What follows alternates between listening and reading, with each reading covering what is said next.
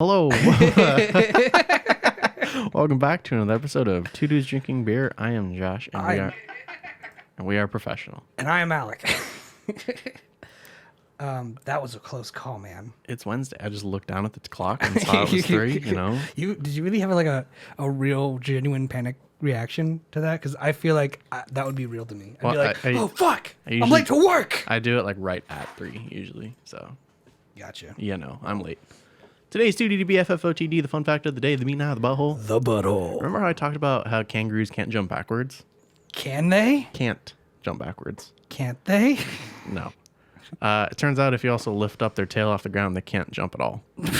Dumbasses. Fucking kangaroos. They need it to balance. So useless pieces of not only can they marsupials. not go backwards, they just Can't go up. They can't.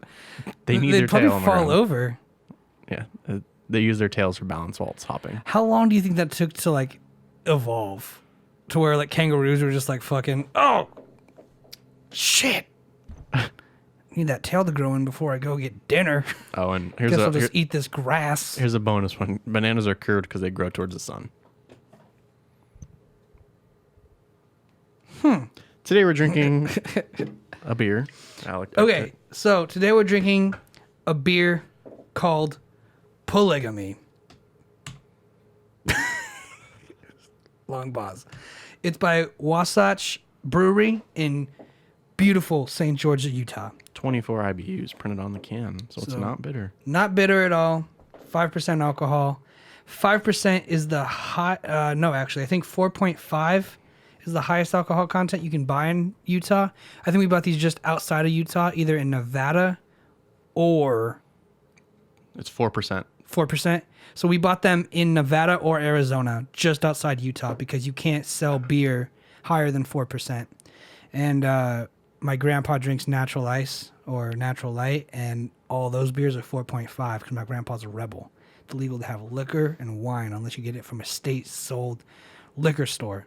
Utah is ran and owned by the Mormons.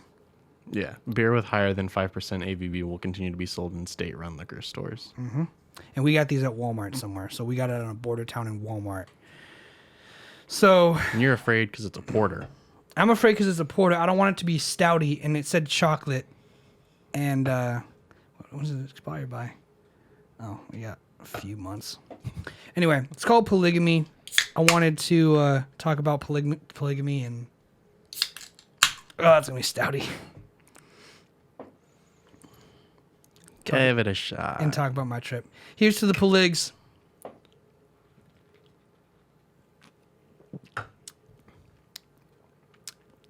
I like it. It's frothy. It's not bad. It tastes weird. It's got a strong aftertaste. It's got a really strong chocolate aftertaste. It feels like if you put 2 squares of a Hershey chocolate bar in a sour.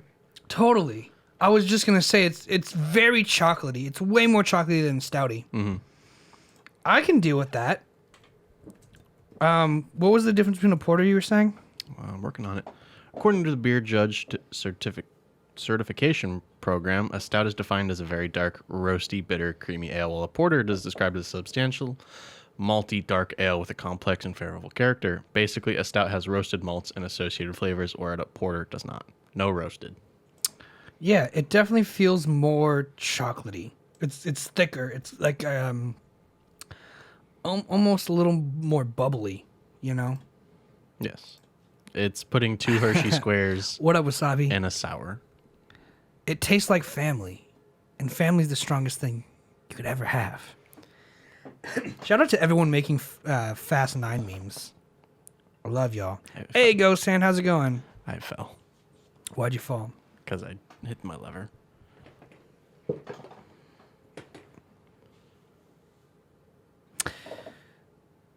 What?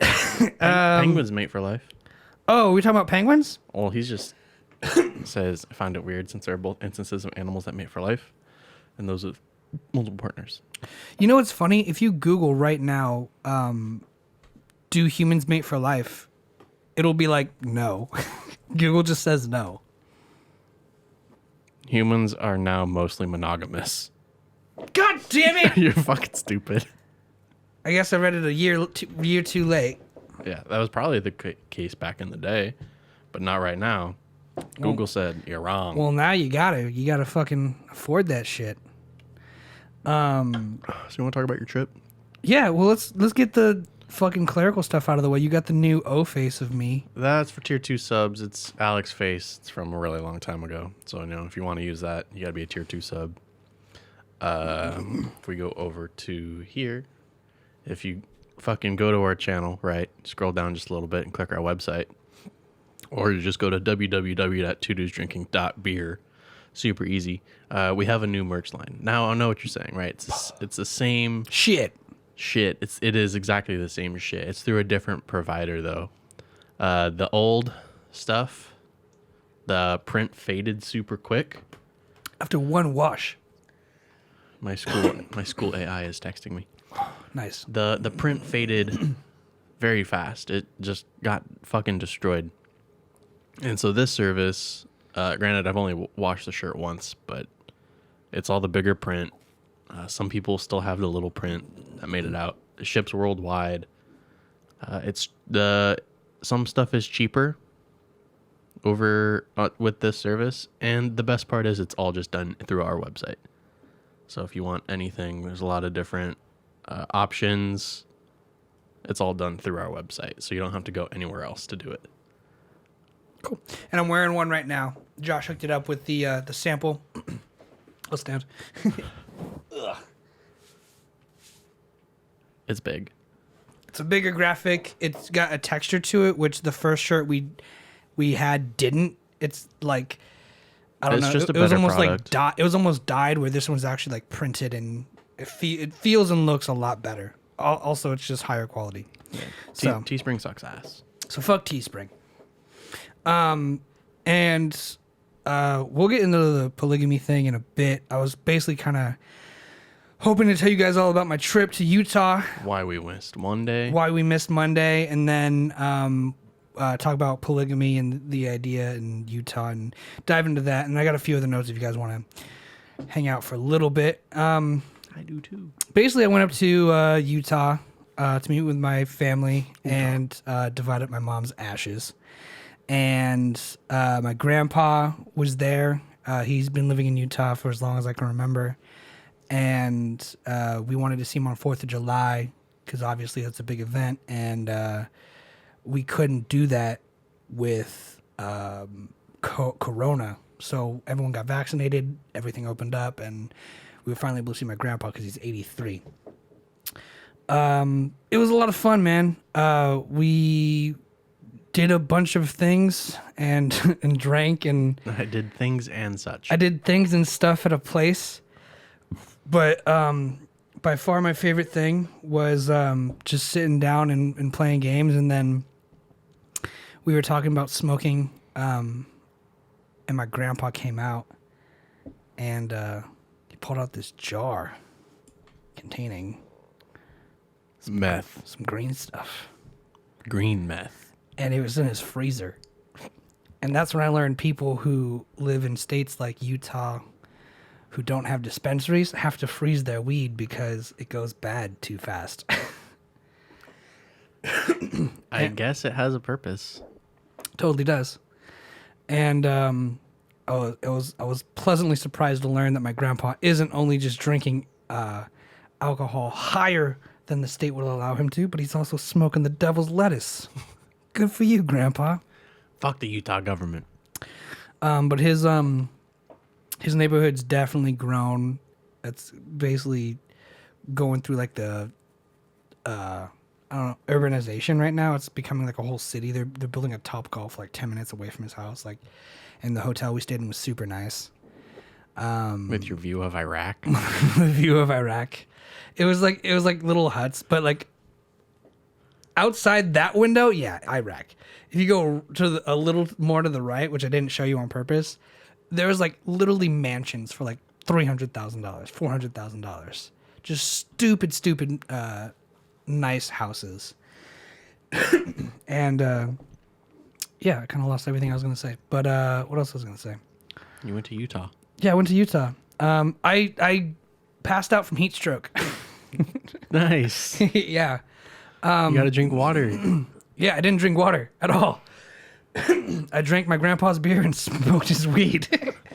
And then it was 114. And we were like in the hotel on the second day, and Eric was like, hey, like, let's go to the river, because we were kids and we'd go to the river with grandpa all the time. We wanted to check that out. And everyone's like, down. On this episode, Alec fucking dies. Yes. Man, this thing's made me all snotty. There it is. Anyway, and Eric's like, before we do that though, let's go check out this other place. And I was like, what is it? He's like, oh, it's kind of like a hike, but we don't have to hike. We can just walk. And I was like, That's the same fucking thing. I'm like, you mean a hike?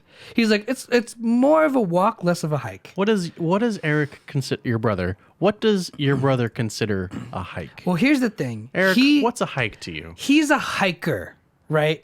Like rock climbing or like...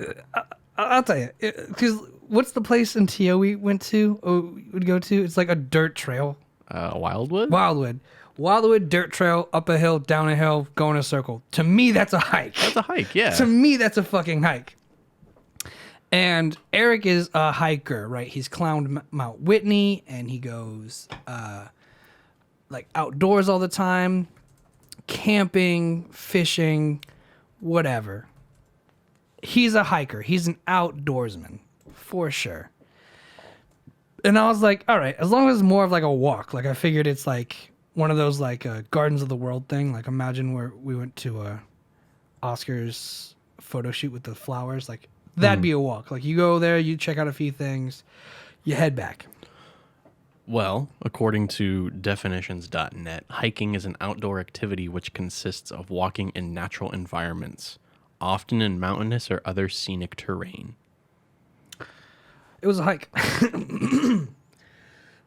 But yeah, me and Ashley, we're definitely like, we don't want to hike. Like, we drank too much. We smoked too much.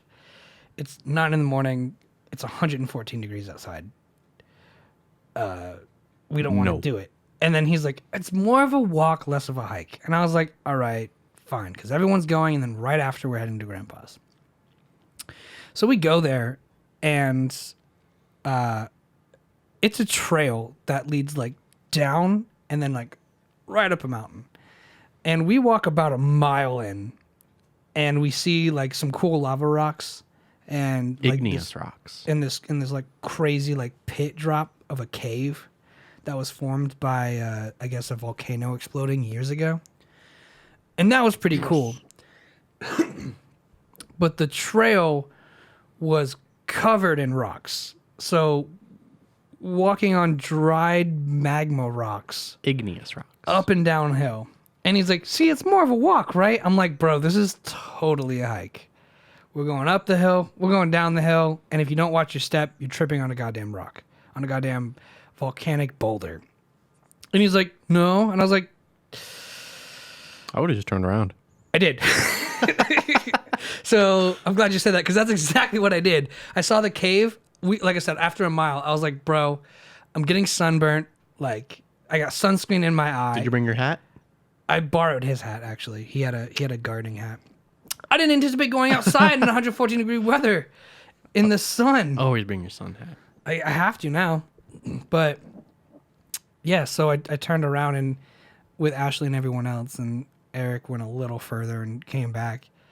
And he's like, all right, let's go to the river now. And everyone's like, no. Like, we're going to go to Grandpa's. It was like noon. And that was fun.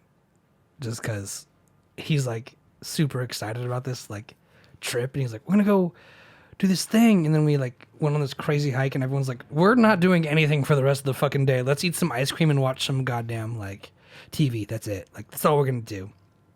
And he's like, what about the river? Everyone's like, fuck the river. So, that.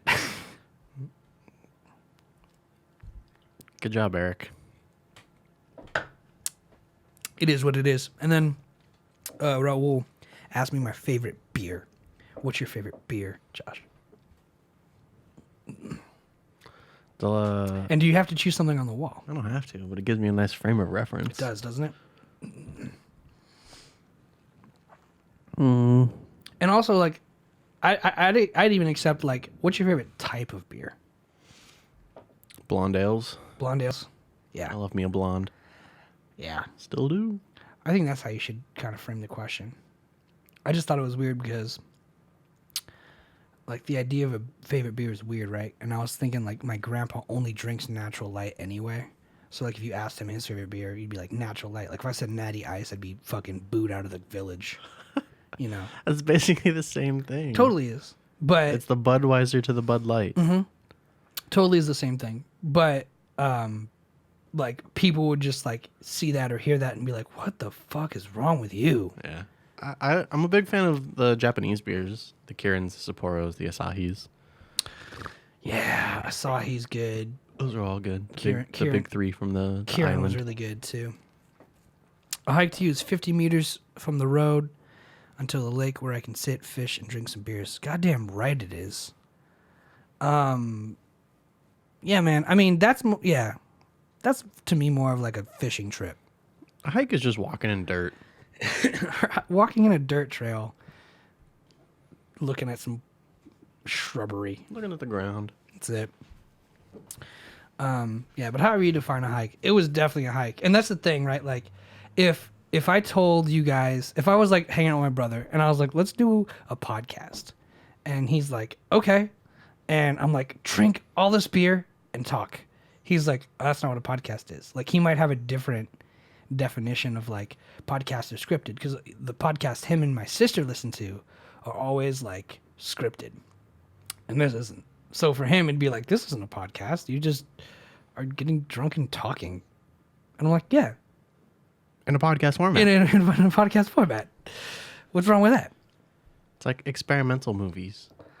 Yeah. Experimental music. And I was thinking about that too. I literally parked my car out in front of your house, and I was like getting out of my car, and I was listening to this new album that I found from a TV show I'm watching right now.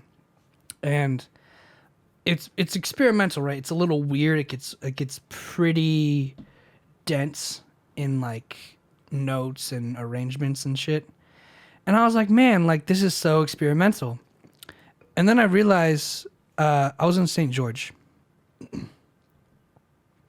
And then I realized like all music is experimental. Like everything really is fucking experimental, right? Like the only reason we call anything music theory is because at one point some asshole sat down and wrote it in a book like, hey, I think this sounds good. And people were like, yeah, I can see that. The general agreement. Yeah. So like the notes and the chords that this artist was playing, I forgot the name. Goes on, drinking for the sake of drinking is alcoholism. That's my definition of it. Yeah, and I think my definition of alcoholism is like not being able to go a day without a drink, or drinking first thing in the morning, or drinking throughout the day. It's like Day drinking is fun though. but it's Not like every on day. vacation, Not yeah, every or day. like Sunday brunch day drinking is fun. But like if it's like, I remember I was working at McDonald's one day, and this family comes up and everyone orders their meals, and the last is like just imagine an American guy. Huge, Typical Walmart specimen. 350 pounds, 6 foot guy. And just burly as fuck. And he orders a Big Mac meal and a ton of other food. And his wife goes, you don't want to drink? He's like, I got beer at the house. That to me is alcoholism. That's like borderline alcoholism. That's like, we're going to go to fucking lunch or dinner at McDonald's and go home, and I'm just going to crush some beer while I eat these Big Macs. Just put it in a hydro flask, sir. Yeah, I mean, like, yeah, if you're going to be an alcoholic, you might as well just get, like, the Camel bag or whatever and, like, sneak it all day. There's no point in waiting till you get home. And then the other time I saw someone driving home, I was in Reseda, and I looked out the window, and there was a dude, like, he just cracks open a Bud Light and starts swigging it and puts it in his cup holder. And I'm like, God damn. That's the dream. But That's fucking cool. that's for sure alcoholism. Like, because that dude probably just got off work. Or he's on the way to a job. Maybe he just had a really bad day. regardless, he came strapped with beer in hand. So whether it was a bad day or a good day, that motherfucker woke up and planned on having a beer on the way home before he went back to his bitch of a wife and his shitty kids who don't play football. They play soccer like queers.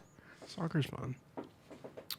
Just an American person would say that. It's funny that you bring up soccer because there's a whole bunch of like tournament cups going on right now, like national tournaments. Yeah.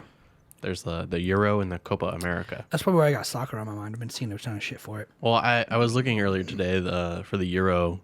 It's England and Denmark, and it was at 53 minutes in the game, and the score was 1-1. But damn, so it was like this much exciting. England only got a point because Denmark scored on themselves. You can do that in soccer? Yeah, it's called an own goal. So the game is probably ended, but it's still going on? Well, it's 90 minutes. Oh, England won. So that really the score was 1-1. It ended in a draw. But because Denmark screwed the pooch and fucked it up, got an own goal, they threw away the game. Yeah, I guess Manchester United is England, right? That is an England team, yes. I've been hearing a lot of soccer going on right now, and a lot of people are saying it's a huge deal that England's made it even this far because for like the last... Oh, yeah, they're going to the finals. The last 100 years, they never have. They've never even come close. So for them, this is fucking huge. Well, yeah, to be in the UEFA Euro finals, that's huge. Imagine all the kids who are like at home, stuck in quarantine, and like all they have is that soccer game to watch. Like, that's got to be so inspirational, dude. And go Sam, Brazil's in the finals of the Copa America. You should be happy about that. That's sick. It's Brazil and Argentina. So, you know, both those national teams are pretty good. I get that. I actually, one of the TV shows I was watching had that kind of thing. So I'm watching a show right now called You're the Worst, and it's about a guy from Britain who moves to America to be a writer. And his dad and his whole family basically just gets drunk and shit talks the TV while they watch soccer and pound beer. So I get that. Also, the girl, the lead girl in this is, if you've seen The Boys, she is Storm or Thunderstorm or whatever, the racist girl. Anyway. I can dig it. Casual racism. Casual racism. Not the commercialized type that everyone knows about and hates. Well, yeah, Mexico can't do it because they suck ass. Top best. Brazil. That's dope. Argentina's only good because of Lionel Messi. Portugal. Is that Portugal? how you say it? I've been saying Messi. It's Messi. Messi? And Portugal got knocked out in the first round in the Euro. Cristiano Ronaldo sucks ass. I know Ronaldo too. He's super famous. Oh, do you remember that time I was sitting here telling you about the person who's like a public figure, and every time she says something, it gets super controversial? I found the name. There's a lot of those. I know, but the one I was speaking of specifically that Philip DeFranco would always reference. Do you know who Lena Dunham is? I've heard of her. Isn't she like transgender or something? I don't know. But Lena Dunham was the person who I was trying to tell a story about, who said that you should always believe all women when they say they were raped or sexually assaulted. And then one of her male friends gets accused for rape and sexual assault. And she goes, "No, I know him. He's a great guy. He would never do that." Like 2 weeks later. And everyone's like, "Yo, bitch, what the fuck are you doing? Like, you just said believe all women, and now you're defending your friend. So is it believe all women when it's convenient for you?" Yeah. That's how, like, so people will always make claims with a broad stroke, right? They want to portray themselves as like, oh, holier than thou and whatnot, and they'll be, you know, I stick up for the little guy. But then if it actually happens to you, like, oh, hold on, Yeah. I know this guy. Well, that's the thing, right? Is like it's always funny until it's happening to you. Yeah. So it's got to be the same thing of like it's always bad until it's happening to you. Nobody wants to get cut off in traffic, No. but everybody's cut somebody off in traffic Yeah. because at some point or another, you're like, "Fuck, I gotta go. No one's letting me in." It's like that. Just happens. It's bound to happen. But I can't remember anything specifically with the controversies. Did you fart? Nope. Oh. Cracked open a beer. Oh, it smells like shit. No, I'm kidding. Anyway. Oh, here's some hey, she has a controversies page on her Wikipedia. Shout out to Wikipedia. Dunham's work and her outspoken presence on social media and interviews have attracted significant controversy, criticism, and media scrutiny throughout her career. On several occasions, Dunham has been accused of making racist remarks. Nice. I am a half Jew, half WASP, and wrote 2 Jews and 2 wasps, I guess. Something I wanted to avoid was tokenism in casting. If I had one of the 4 girls, for example, she was African American. I feel like not the experience of an African American girl and a white girl are drastically different. Okay. But there has to be specifically to that experience that I wasn't able to speak to. I really wrote the show from she's talking about, so she was saying basically white people and black people have it the same. Cool. I googled WASP. It's white Anglo-Saxon Protestant. The fucking Pilgrims. That's like as white as it gets, dude. Buckles on the shoes. That's like have some turkey, give me your land. Try the stuffing on the way out.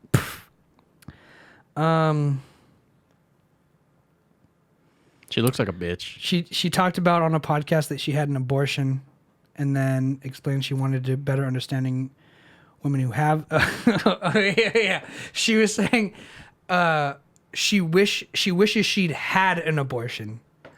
She's like, I've never had an abortion. I wish I had so I can understand what it feels like to have one and understand women. And it's like, that's such an ignorant statement. It's like, man, I've never been to war, but I wish I did and lost a limb so I knew what it felt like to be a soldier, to know what it felt like to be a veteran. It's I've never overdosed, but I want to just to see what it's like to be a drug addict. Yeah, it's like, hey, shit stain, quit being a terrible human being. And the best part is she's like always standing up for people who are like marginalized and because she has a platform and they don't. Yeah, basically, yeah. And she's the white savior. Love it. Anyway, look how long that list is. 1, 2, 3, 4, 5, 6, 7, 8 paragraphs. Decent size too. Eight long paragraphs of controversy. This last one might be the. It's more screenplay. Oh, this is the sexual assault one. In 2012, accused of sexual assault when she was 17, Dunham responded to accusations being saying, "Well, our first instinct is to listen to every woman's story. Our insider knowledge of Maura's situation makes us confident that sadly the accusation is one of 3% of assaulting cases that are misrepresented every year." An immediate backlash, Dunham apologized for the statement, saying that it is absolutely the wrong time to come forward with such a statement, and that every woman who comes forward deserves to be heard fully and completely, and our relationship to the accused should not be part of the calculation anyone makes when examining her case. Dunham was described as a hipster racist. What nice. the fuck? For her defense of Miller. Miller was the guy, I guess, who was her friend who was like... Hipster racist? Yeah, it's actually got a hyperlink in Wikipedia. We're checking this out. What is hipster racism? Hipster racism is engaging in behaviors typically regarding as racist and defending them as being performed ironically or satirically. So, a Schrodinger's douchebag, I'm pretty sure. We're hipster racists. I'm pretty hipster racist. Yeah. Rachel Dabrowski and Megan W. Wood would describe it as being supposedly too hip and self-aware to actually mean the racist stuff one expresses. So that's like saying, I can say the N-word because I know how bad it makes black people feel. I'm not racist, but I'm not racist, but let me tell you a few black jokes that you're going to love. I like that. I like hipster racism. That's funny. Dude, Being racist because in an ironic sense. it fits. I mean, yeah, I was always thinking it was called Schrodinger's douchebag based on the memes that I see. But hipster racist kind of really hits it on the nose a little more, you know? But it doesn't fall in line with the traditional hipsterisms where you did something before it was cool. I doubt hipsters were the first people to be racist. Oh, no. Could you imagine being the first racist person ever? You're just you're just like coming back from a hunter gathering experience, and like you see your two kids run up to you in a hut and you're just like, hey,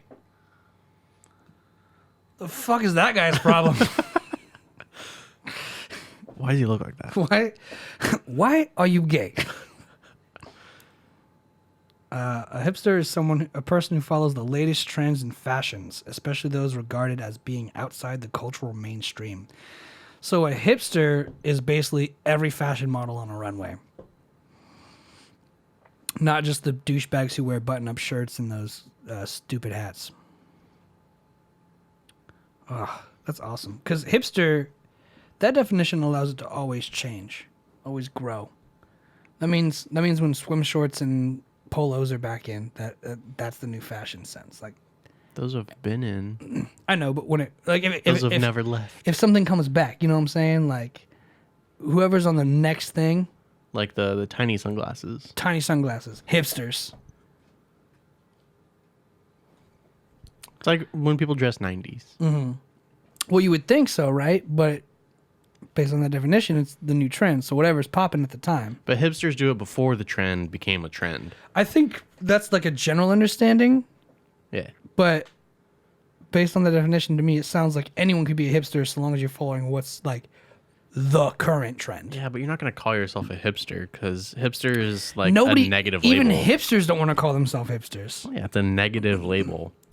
But yeah. So anytime you see someone do a TikTok trend, they're a hipster. I guess it's more to do with fashion, but It's when you see the dance credits in the popular TikToks. yeah. DC : the account. From whoever created the dance. Yeah. Which is cool. They're giving credit, but it's fucking a TikTok. It's stupid. It's not necessary. Did I even tell you about the dude who sold me this beer? It was like Is he a polygamist? probably. Nice. He was like Wasatch, yeah. I got some good stuff. Like as he's like looking at the polygamy can, and I was like, Licking his lips. a man of ideals. There it is.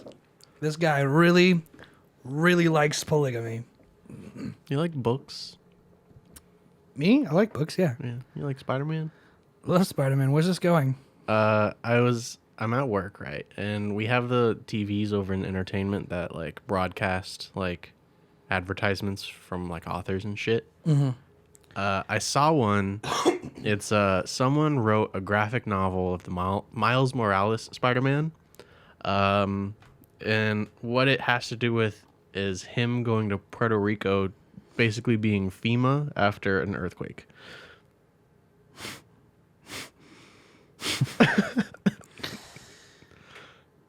Yeah, someone wrote a Miles Morales Spider-Man graphic novel about him helping Puerto Rico after an earthquake because his mom is from Puerto Rico. And that fucking bugged me. You can't web sling out there. They have trees. No. That's bullshit. Who? That's gonna be the boringest graphic novel ever. Give that guy Dr. Octavius. Let him fight a real villain. This dude said, "I'm fighting poverty."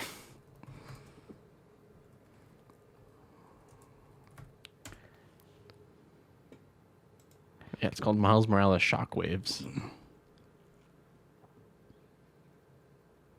That makes sense, Ghost Hand. I mean, in America, we always call people rednecks or like hillbillies or like white trash. That sucks though. I mean, like, obviously, it still would be funny to like imagine being like the first person to think of something racist, but like, yeah, I mean, that's crazy that anyone would be in a upper soul, because like when I think of like social classes, I think of monarchies and like feudal systems where it's like kings, knights, farmers, Lords. peasants, or whatever, workers. Everyone's got a place, right? I am blown away by the idea of people being like, I have money, you don't, you're less than me. And also your skin's darker because you're in the field. Hey, when do I get that shipment of food that I need to survive? I'd be like, go fuck yourself. But then you don't get paid. And Go make my own food. Damn, fuck then, them. And then you die. Fuck them. And you, viva la revolution.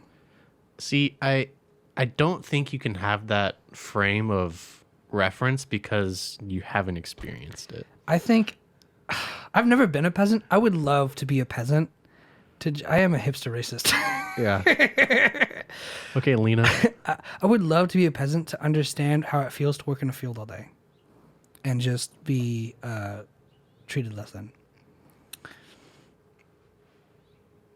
The sun is a deadly laser. I had a friend from China who said the same thing. She said that people in China want to be as white as possible. They want the skin to be as white as possible because it's thought after as attractive and like there's like a sense of purity or whatever. Like, just, I don't know. People like white people. Yeah, I don't know. That's what she was saying. Can I get another one? Sure. It's not bad, right? No. Oh, it's brewed in Salt Lake City, Utah, not St. George. But we were in St. George, which is a border town. Salt Lake City was 500 miles away from St. George. So, That's fucking far. yeah, on the way to Utah, we went through the nipple of Arizona, through the tail end of Nevada, into another part of Arizona, and then into Utah. Because it's all border towns that just happen to intersect. It's super weird, but we crossed like 4 straight state lines in like 1 hour of driving. It's crazy. But it's a nice border town. Got a Top Golf, so serves Will have a top goal. 3.3% beer. But another fun fact about Utah is they only serve alcohol if you order food with it. That makes sense. Yeah.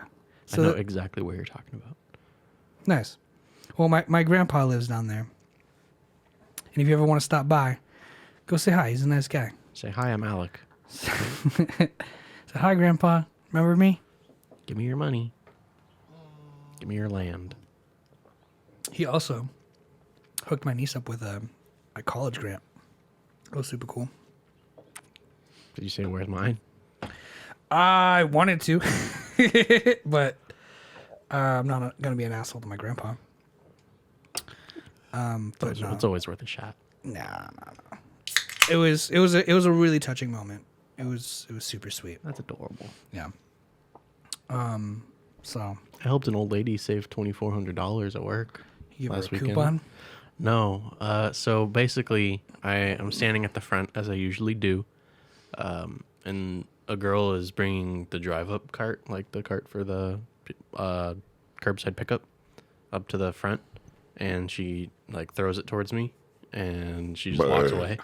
So I'm like, okay, cool. It stops. Thanks, bitch. I go to wheel it over to like where they usually put them, and I look on the ground, and there's a little Ziploc sandwich baggie with money in it.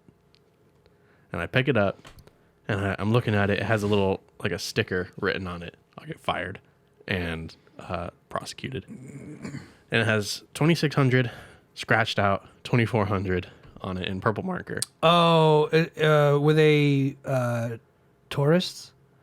No. But basically, I'm looking at this, I'm looking around, and she comes back, and I'm like, someone just like lost $2,400. And she's like, oh shit, like, I'll write it down and I'll log it for you in the lost and found. I'm like, cool. So I go throw it in the safe, and this little old Asian lady, is like freaking out. And I thought at the time she was only freaking out because she was right next to me when I said someone lost $2,400, and they're like, "That's mine." But we reviewed it on the cameras, and sure enough, she opened up her purse, and it just kind of jumped out, and she didn't notice. And she was like, "That's my mortgage payment. What decent man turned this in without taking any?" And I was like, "I did. It's my job. Like, I can't take anything." And the team lead that was like handling the transaction, not even transaction, just like the giving back of the money. Let me see your ID. Let me check the video. All right, it's yours. She was like, "Close your purse. Like, what are you doing? Why do you have all this money out?" It's like, "You're so irresponsible." Blah, blah, blah, blah, blah. Who was saying that to her? The team lead to the guests. Fuck that bitch, dude. Are you kidding me? Accidents happen. How often do you walk around with $2,400 in cash, though? Daily. Never. Whatever. And if you can't feel your wallet, you're immediately having a heart attack. Look, man. Here. Okay. Let me back you up a little bit. I was asking if they're tourists because I know that. No, they just carry they just have cash. Okay, but I know that I saw a lot of tourists come in when I worked in Panda because it's in that area. They would do the whole money in an envelope thing, and they'd pay for their meal, and they'd be like, "Cross it out, write the number down." Yeah. And I was like, "Why is everyone doing that?" And my manager told me like it's a tourist town. Because that's how they got their money from the bank. Because they want to keep track of their cash. Yeah. And they usually come from a place in the world where people don't steal money all the time. So they so they come visit America and they drop their cash, and they're like, "Where's my money? Someone stole my money." Yeah. If I found $2,400 on the ground, I'd hate to admit this, I would keep that shit. Cash? That's a lot of fucking Walking money. out of a Target? I'm keeping it. I'm sorry. I'm a piece of shit. I'm keeping $2,400 cash. I did find it in a blind spot. On the camera? No one would have saw me. Well, that's just how you know. No one would have seen me pocket it. But, I'm a good human being. She gave me $20 for my efforts for not taking anything and turning it in very promptly, returning it back to the owner. I know we're not supposed to take tips or anything like that. I was like, "I don't really want it," and she shoved it in my hand. It was real gratuity. She put it in my hand, and I didn't close my hand at all. I walked over to my office where my boss is sitting. I was like, "Can I take this?" I was like, "She gave me $20. Can I have it? I know I'm not supposed to take it.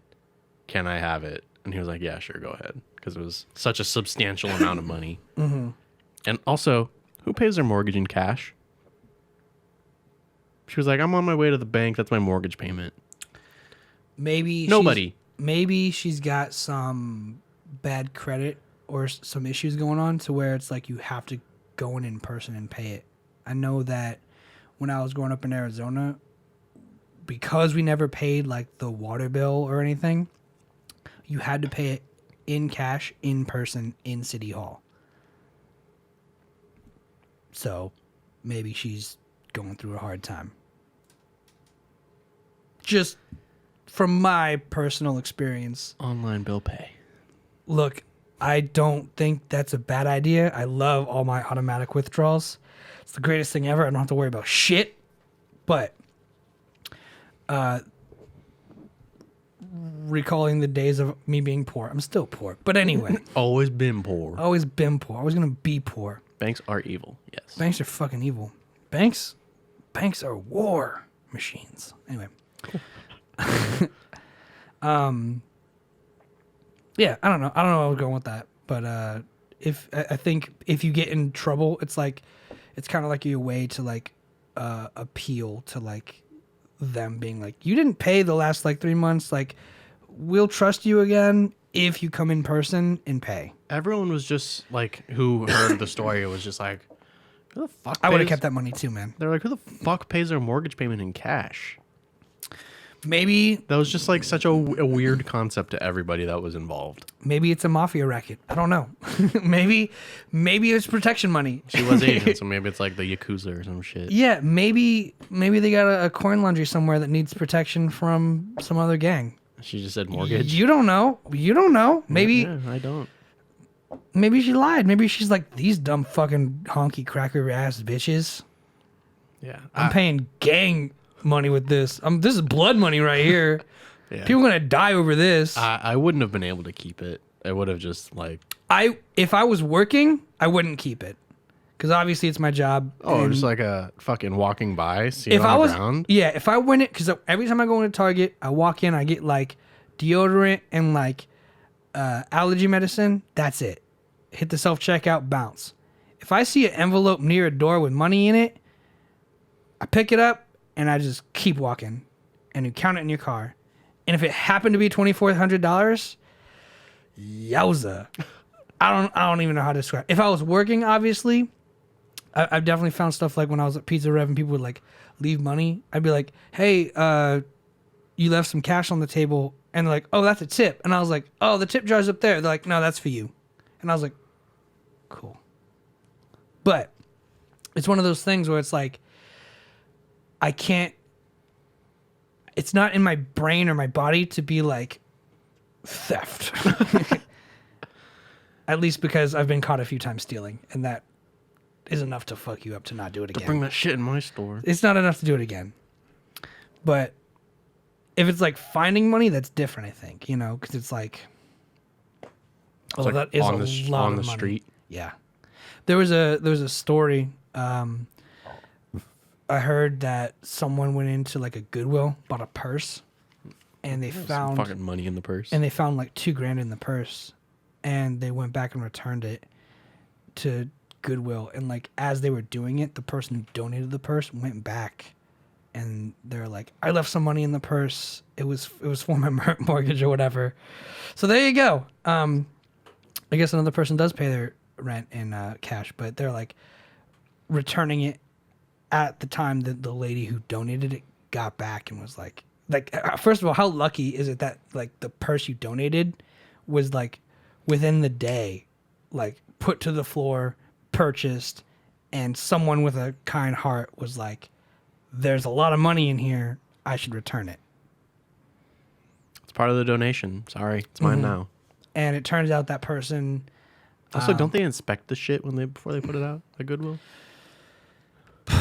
you would think, because here's the thing, if I was working at Goodwill, I know I said if I was working, but if I was working at Goodwill and someone left $2,000 in a purse, They cycle employees like every week, so it doesn't matter. oh, that'd be really tough not to hold on to. And I feel like the people that work there are doing community service. Most of them are. Most of the people working at Goodwill are community service workers, or it's appointed by a judge or a trial. Like if you can't afford to pay like your speeding ticket, a judge will be like court mandated.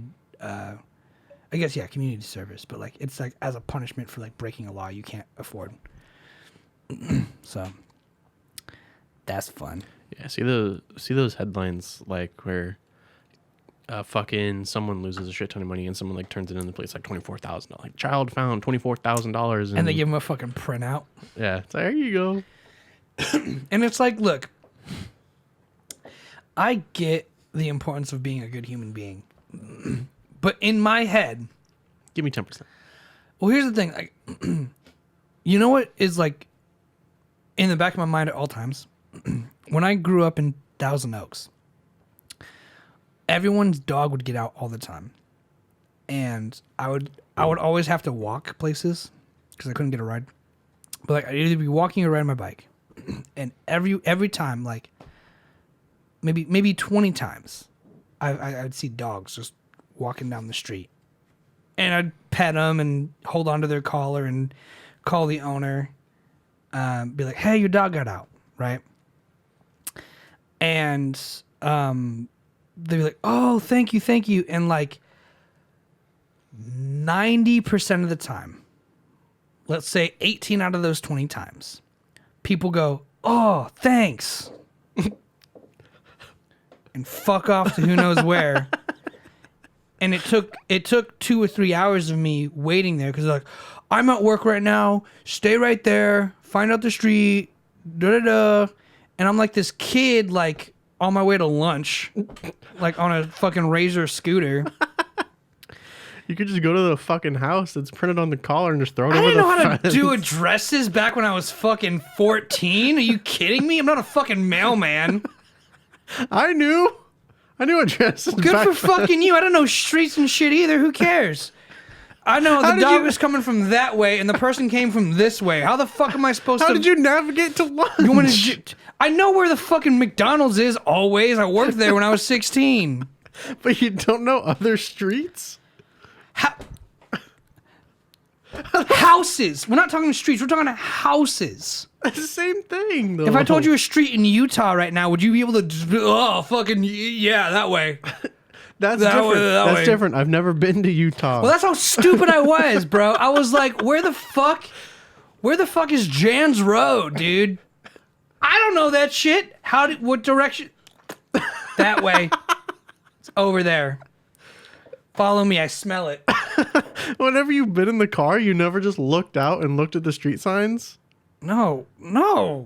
What the fuck? I did that all the time as a kid. I looked out the window and just fucking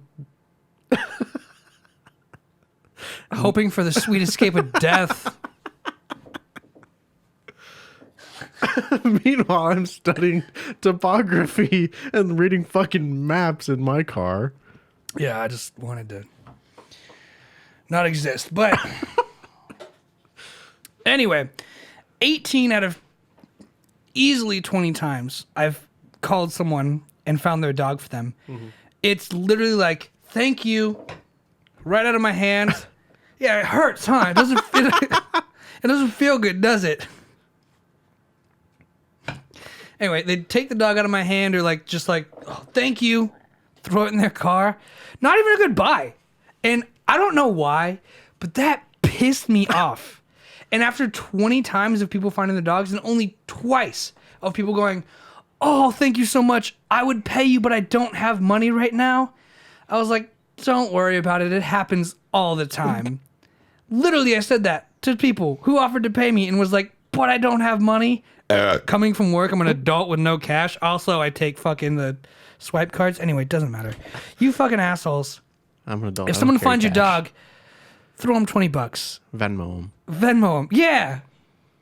Yeah, dude. Like, literally. And it's like, that's the thing. Like, only 2 people were like, thank you so much. Not that you need to sit there and like, just worship me for finding your dog, but like, it's better than a, thanks, bro. And then leaving. They're like, thank you. I wish I had some cash to pay you. Oh, I love my dog and thank you. Have a nice day. God bless you. Something. Oh, maybe the dogs just get out that often that they're not. Well, worth it. then I'd be doing a favor letting those dogs escape because those dogs clearly don't want to be with that shitty owner. Have you helped any dogs recently?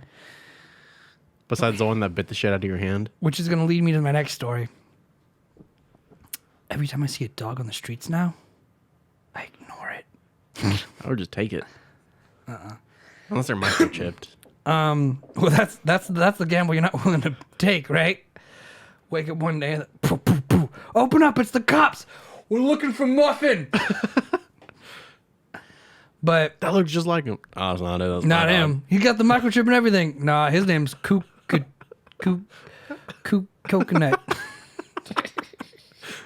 Like a bad 80s sitcom. That's how it's spelled. Coconut. It's fucking 2 tags. But the truth is, I remember seeing dogs around like 7th grade, 8th grade get out again. And I was like, I already know how it's going to go. 20 times of helping people. Thanks, bro. I'm 14. I'd love to get a drink with this cheeseburger on the dollar menu. Can you please flip me some cash? At least buy me lunch. At least buy me lunch. I saved your dog. You were the one stranger. If you're like, get in my car.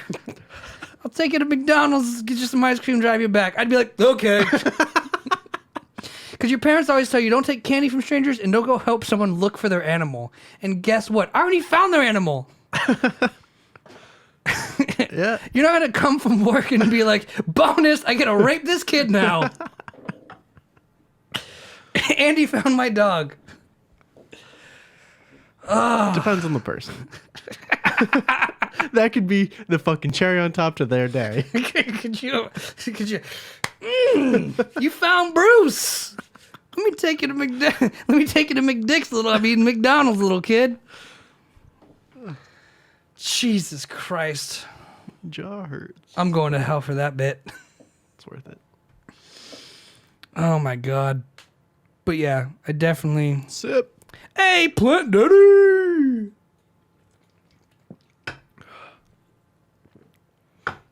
How you been, man? It's been a while. It's been a week. Yeah, it has been a week. So yeah, I'm basically a piece of shit. Every time I see a dog now, I just kind of let it run. And I would never do that to Sasha, though. If I ever saw Sasha, I'd be like, Sasha, come here. Cool. I mean, you just got to go to the And then East she'd be Coast. my dog because I don't know how she ended up in California, but I'm not driving to New York. Also, she's the best girl ever. Yeah. That'd be crazy. Never run from her. She's going to chase you. That's how you get her to follow you home. I'm definitely not going to chase you. Oh. So you could run from Sasha. She's a couch potato. Damn. Or is that like... I saw that. Fill me in. I have no idea what's happening. So you remember how like he got banned from yeah. like, Facebook, Twitter, all of his accounts got Isn't he shut coming down. out with his own social media platform? That's stupid. What a flex. But I mean, so I guess he and all the other fucking right wingers that got banned from saying hateful things on Twitter and whatnot. Mm-hmm. But it's just their opinions. Mm-hmm. Are filing. That's just my opinion. They're filing a class action lawsuit against all these companies for wrongfully removing them from their websites. It's not gonna end well for them. Hateful is opinionative, yes, but if it's not within the terms of service, it's not an opinion Yeah. to them. It's basically like the hot tub streams on Twitch, but Twitter's just like, dude, you're the fucking president. If you're not going to follow the rules, Get out. yeah, If you ain't taking shots, get the fuck out the club. you have to abide by company policies. Yeah, I mean, look, if I go to McDonald's and I'm wearing a Speedo, some people are going to ask some questions. Rightfully so. Well, you still probably get service. Hey, bro, what's with the Speedo? But if your dick is out, you're not getting any service. Then I get my meal for free. Ah, They're like, you can have one of everything. Wrongfully biased against first. God freely. damn, these things hit. wrongfully biased against for speaking freely, even though people say worse and sneak by, but he gets banned. Here's the thing. People who sneak by are nobodies. He is the goddamn president of the United States. Got the followers. He doesn't not only have the followers, he's got the influence, not only for his followers, but the goddamn Shit, world. he says too. Yeah. And they should be held accountable. If we didn't if Kim Jong-un was like, I'm going to nuke America, and we didn't send a few spies and satellites to like survey the area every like couple hours or so, like, yeah, we should take what they say seriously. Is it a threat? Is it a bias? Is it whatever? But like, you're not doing your job as a Twitter curator if you let people run your site the way they see fit. You know what I'm saying? Like, that's shit you'd see on like 4chan or 8chan. Shit that exists, like, if you want to be on a message board and say some whack shit. Is 8chan even a thing? Oh, it totally is. Never heard of it. If you go on it right now, you're going to be on a FBI watch list. Oh, interesting. I wouldn't say that the things that Mr. Trump necessarily said himself were hateful. Let's start calling him It's- Mr. Trump and not President Trump. It's the things that the people did that follow him that he influenced to happen. His posse. All the fucking... The radical. It's the radical side. Mm-hmm. The radical right. And, I mean, yeah, the radical left is a terrible thing as well. So, Well, and that's where the accountability needs to be kept, let me or at least directed, let me ask this: are you a Trump supporter? Because I feel like it's or at least Republican. or at least Republican. Because I think it's important for me to know at least your stance. I don't vote, but I don't like Trump. So, not that like I'm trying to discredit you. I just want to know where you're coming from, because you said he amended things with North Korea, and it wasn't the first. He was the first president to enter North Korea. Yes, but he crossed the border for like 2 seconds. And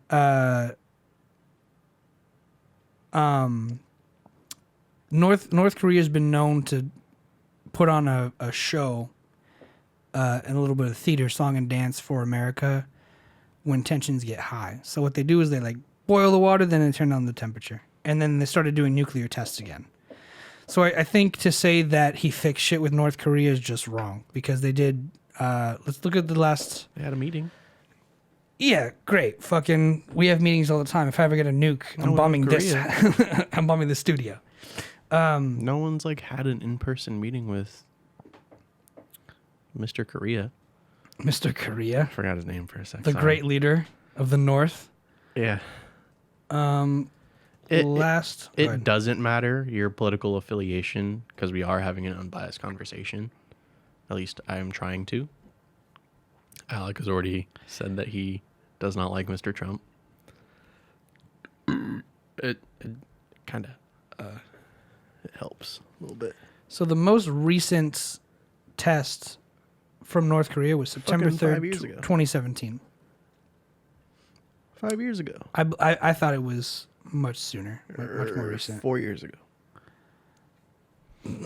How do they know they're doing a nuclear test? The Democratic People's Republic of North Korea. That's a fucking lie. Like 3 of those words don't even make sense. We have spies. Yes. We have tons of spies. We've got a ton of spies who... You should know that, mister. We have 5 ongoing wars. We do have 5 ongoing wars. And you know what bugs me too is like the show I'm watching right now is... It covers one of the people from Iraq. And one of the people who came back from Iraq was saying, like, he was talking to someone who was interviewing him from the State Department. And he was like, do you guys know when the next war is? Because she was, like, joking about it. And when it was written, it was, like, 2015, 16. And there was only 2 wars that were started back then that were ongoing. So I think it's, like, kind of an example of how little most people know, to where like people in LA or granted scriptwriters are writing about like when's the next war, but there's like already ongoing wars, you know? Mm-hmm. So There's also visual evidence. yeah. But yeah. Class action lawsuit. It's kind of dumb, but the argument of free speech is there.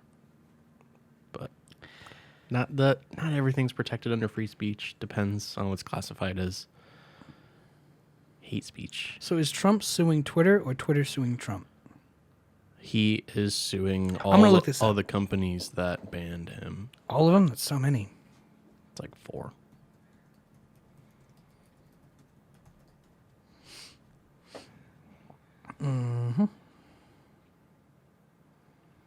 Against Facebook, Twitter and Google. Companies owned by Facebook, basically. Can I play the audio? It's the president. You don't need that it. can't be copywritten. But you don't need the audio. You just need to skim it. Briefly read it. Because he's currently banned from Twitter and Facebook, as well as YouTube, which is owned by Google, following the January 6th attack on the U.S. Capitol. And that's the thing, too. They're also saying... They couldn't even get him on that. Well... At least fully. I mean... You know what's so weird, too? I will say this. He did say, show up. I will say this. I watched Philip DeFranco. And he always stands by, like, I love my fans, but I can't control my fans. And I guess one of There was an instance, I guess, in one time where one of his fans went online and did some Facebook Live shit that was really sus, and he was saying stuff about black people and Jewish people and just a lot of derogatory, racist, anti-Semitic shit. And Philip DeFranco was like, I can't control him. Like, I never sent him to do those things. I never told him to do those things. That's a person with his beliefs, his own life, who just happens to watch my show and drop my name in the live whatever video that he streamed.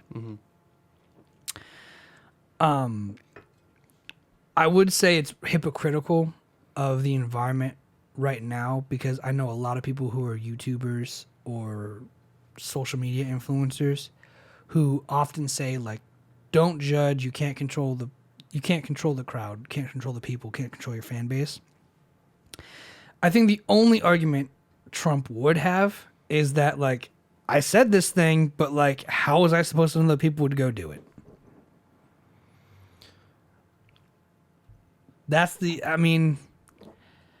I don't know.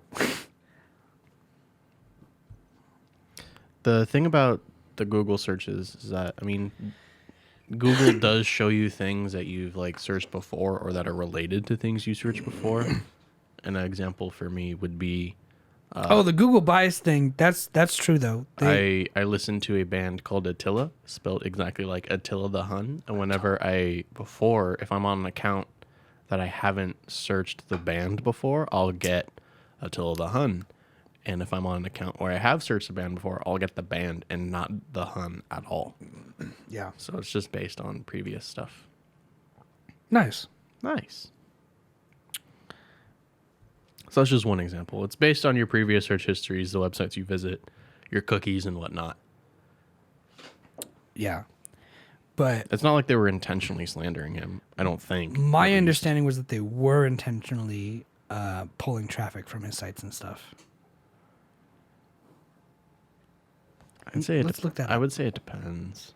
I mean, I don't know, but... Because I'm looking at it the frame of, if you search certain things, you're going to get content related to those things. Mm-hmm. So, that's how the cookies work. By the Wall Street Journal. Here comes the ad wall. Yeah, we won't fully know until there's that investigation. Yeah, that's the truth. We won't know until all the information comes out.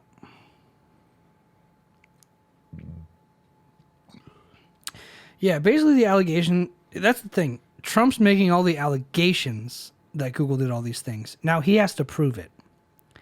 There's also so much fucking information on Google. Yeah, Google doesn't have to disprove what he's saying. He has to prove what he's saying. They also you know what I'm saying? Filter it out by, like, most searched things. Like, high clicked links are usually on the top. Mm-hmm. And if they're not sponsored, then that's a whole other thing. Let me ask you a question, Josh, and then anyone else who's listening, is how often since Trump has left office have you seen the news? Have you seen President Biden in the news? Every day. Really? Yeah. I don't see him at all. Well, I follow some you Republicans who complain. Too much. Yeah. Right now it's about his American Jobs Plan and the infrastructure plan. Really? Yeah, ever since Trump left office, I don't see anything political at all. I still see it. And I think it was just because he was such a polarizing figure that it's like, how do you not talk about what Trump's doing as president? Yeah, for me, it was for the wrong reasons, but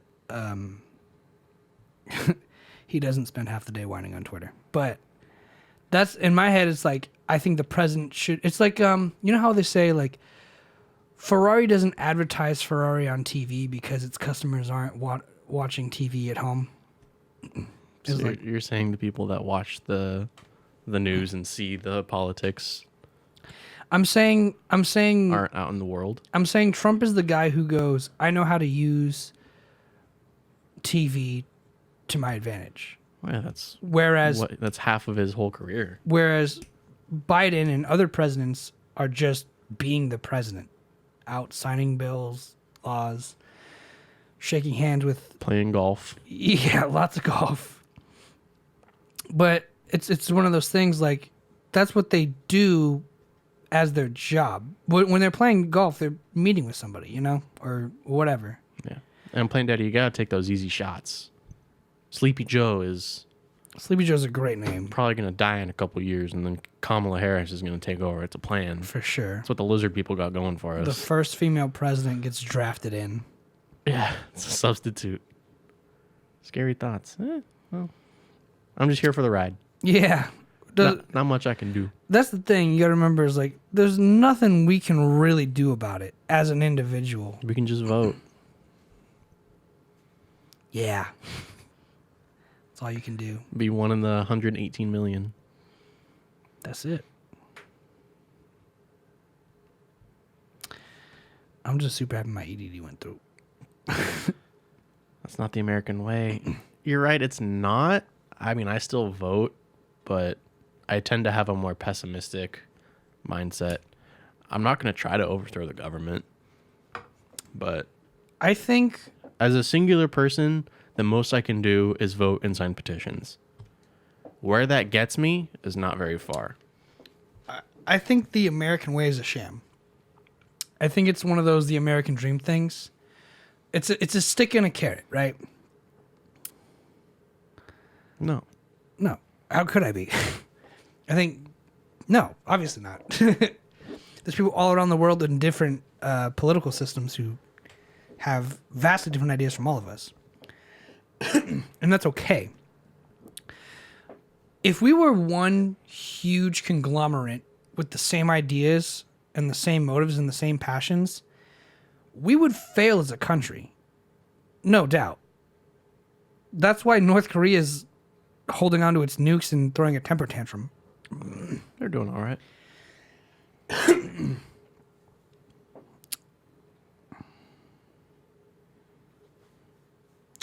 I do think people are going really crazy with the idea of terrorism. I think that people look at the Middle East and third world countries, and it's easy to say it's a terrorist organization because it goes against the norm. What about domestic terrorism? That's not branded as domestic terrorism. That's a great point. I mean, that's shitty, right? I mean, people say the is it Insurrection. resurrection? The insurrection on January 6th was terrorism. And terrorism can be both foreign or domestic. The president is sworn to protect against both. But I think it's easy because so look, when I say when I go the American way is a sham, I think it's easy for people to go like that guy's against the system. And you're right, but you're also wrong because I'm only against the system because I want the system to be better. I don't want the system to fail. I don't want the system to break. I'm in the system. How would you change the system? I want to improve the system. Recently, there was an election in New York that was a runoff election. I think the voting system should change. If we adopted the voting system of a runoff system, I think that's a good start. I mean, they are changing voting laws in a whole bunch of different states. And that's where I think it should start because I've read and understood the laws of voting as well as I can to know that it doesn't do shit for me. Voting doesn't mean anything. My vote is so devalued in California or anywhere. I mean, It does depend on where you live. yeah, you have to live in a swing state for your vote to matter. I'll never live in a swing state. I mean, I don't know, but obviously I don't right now. But the voting, I think the voting system needs to change. That's how I would improve the system. I would start there, and Electoral college sucks ass. and I would look at it more as a business. And I know this sounds shitty, right? But think of McDonald's. Every month, McDonald's has something new going on. A new toy for the Happy Meal. The McRib comes back seasonally. Maybe they do the Shamrock Shake. Whatever it is, they always go, here's this new thing, and then they take it away. And after a few years, maybe they give it back. maybe they don't, but there's always something new to replace it every month. You worked there. It was always something new. Mm-hmm. They changed everything. We're doing oatmeal this month. And eventually it stuck around. Now they do oatmeal nonstop because so many people in the morning buy their oatmeal. We need to look at politics and government in the same light to where we should be less afraid to try new things. We should say, hey, this voting system's okay. Let's try a different voting system. Let's do the runoff system. Let's see how that works. And if we don't like it, we'll be like, don't have the idea, all right, go back to what we did before. Be optimistic and say, what else can we do in this voting system? What other voting systems can we try until people like it more? You don't think we're too late into the game to figure that out? Hell no, it doesn't matter. I think all you have to do is start. All you have to do is try. Late to the game, better late than never. I mean, one of a million cliches. It's one of those things, man. Everyone has the idea right now. It's like, if it's not fixed, if it's not broke, don't fix it, right? But I'm one of the people who says, I think it is broken. And I don't want to tear down the system. I just want to make sure that you're inspecting it. You inspect elevators, you inspect buildings, you inspect foundation. Unless you're in Florida. Yikes. I know, that was pretty They insensitive. demolished the building. As they should have. But without clearing it for all this people trapped. yeah, I know that's really shitty. People are still missing. Those are those people's graves. But it's one of those things. I'm not trying to say the American way is wrong. I'm not trying to say the American dream is wrong. I'm trying to say I see the stick, I see the carrot. Let's try to make it a little more carrot than stick. Let's try to make it a little better for everyone before we start saying the American dream, the American way, let's do it like this because this is right. I'm saying, do people have the capacity to step back and say, I'm willing to try something new. I'll try a runoff vote. Maybe not right off the back of our fucking nation's birthday. And I get that. It's a fucking weird time, but it's one of those things that are necessary, right? It's necessary to be like, yo, we've had a shitty year. But to keep it the same after a shitty year is a pretty piss poor excuse to keep it the same. I think if you have a shitty year, you should go, oh, fuck. I need to make a change. And in America often highlights Einstein. He's pretty sure he's hanging in every science classroom's room on a poster. And I'm pretty sure the quote on all those posters is, the definition of insanity is trying the same thing over and over again, expecting a different result. And here we are, 300 years into the founding of America. Ish. 1776. How old is America? Just quick math. It's like 200 something. 245 years old. Yeah. Here we are, 245 years into the establishment of America, being like, shit, that was a rough year. We'll keep it all the same. I'm not changing the voting system. We're still arguing over the fucking Second Amendment. I mean, we've rooted ourselves. We're in the World War I of arguing as a nation, right? You dig your trench, I dig my trench. No one goes into no man's land, or you get fucking reamed. Except for Christmas. Except for Christmas. So you play soccer on Christmas. I'm saying, let's get out of the trenches. Let's play some soccer. Is it Christmas? Huh? Is it Christmas? It could be Christmas every day. Oh. I'm just saying, like, I'm just following the lore. you gotta try something new. Because I feel like what's going on, can I get my other one too? I feel like what's going on isn't working. And maybe I am the only one with this ideal or whatever. Sorry. Think about it. Take a deep breath. Speak.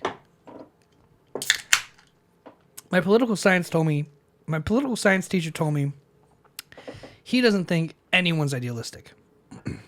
No one has ideology. And he made a good point. Following an ideology doesn't make you an idealist. Founding an ideology makes you an idealist.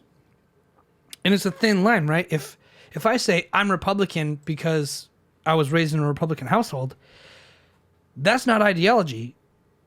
If I say I'm Democratic because I grew up in a Republican household and I didn't like it, that's not ideology. Ideology is saying I'm something else. I'm not this, I'm not that. I don't really know where I fit in. What's the definition? You going to shut me down? A system of ideas and ideals, especially one which forms the basis of economic or political theory and policy. So yeah, you're wrong. But I think to say you're Democratic or Republican doesn't make you The ideology of democracy. Sure, but that idea of democracy had to come from somewhere. So we're all following under the ideology of democracy. It's just believing a system of ideas and ideals. So just believing in anything? Yeah. Idealism is the practice of forming or pursuing ideals, especially unrealistically. Then that's what I am talking about. Idealism. Those are very pursuing unrealistic ideals. Those are very similar words with very drastically different definitions. Mm-hmm. So I'm an idealist. I'm an idealist, not an ideology. What the fuck? How do you you have an ideology? You can be an idealist. What's my ideology? Whatever you believe in. I believe in idealism. Then you're an idealist. Okay.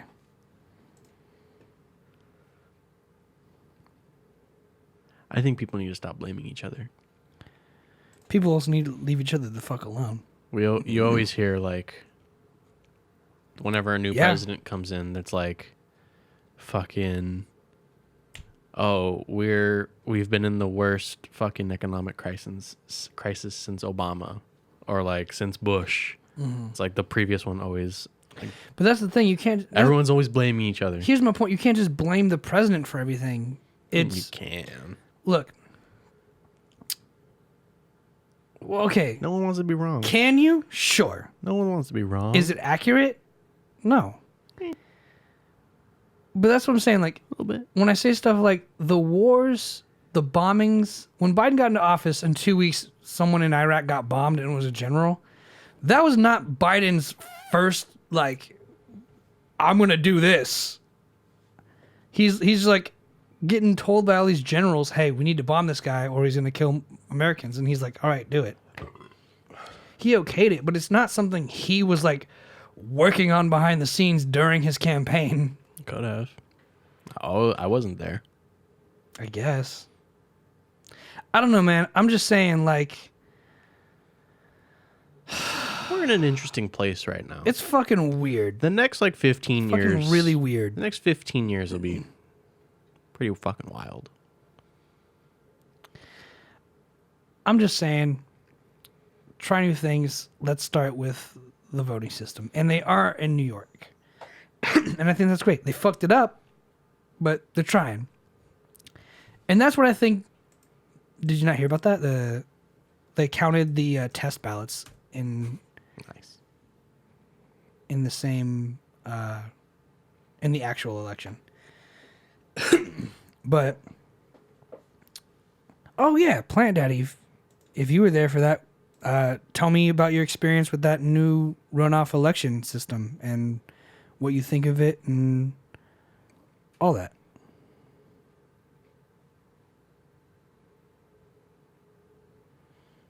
I'm going to Google PMC real quick. The fuck is PMC? I don't know.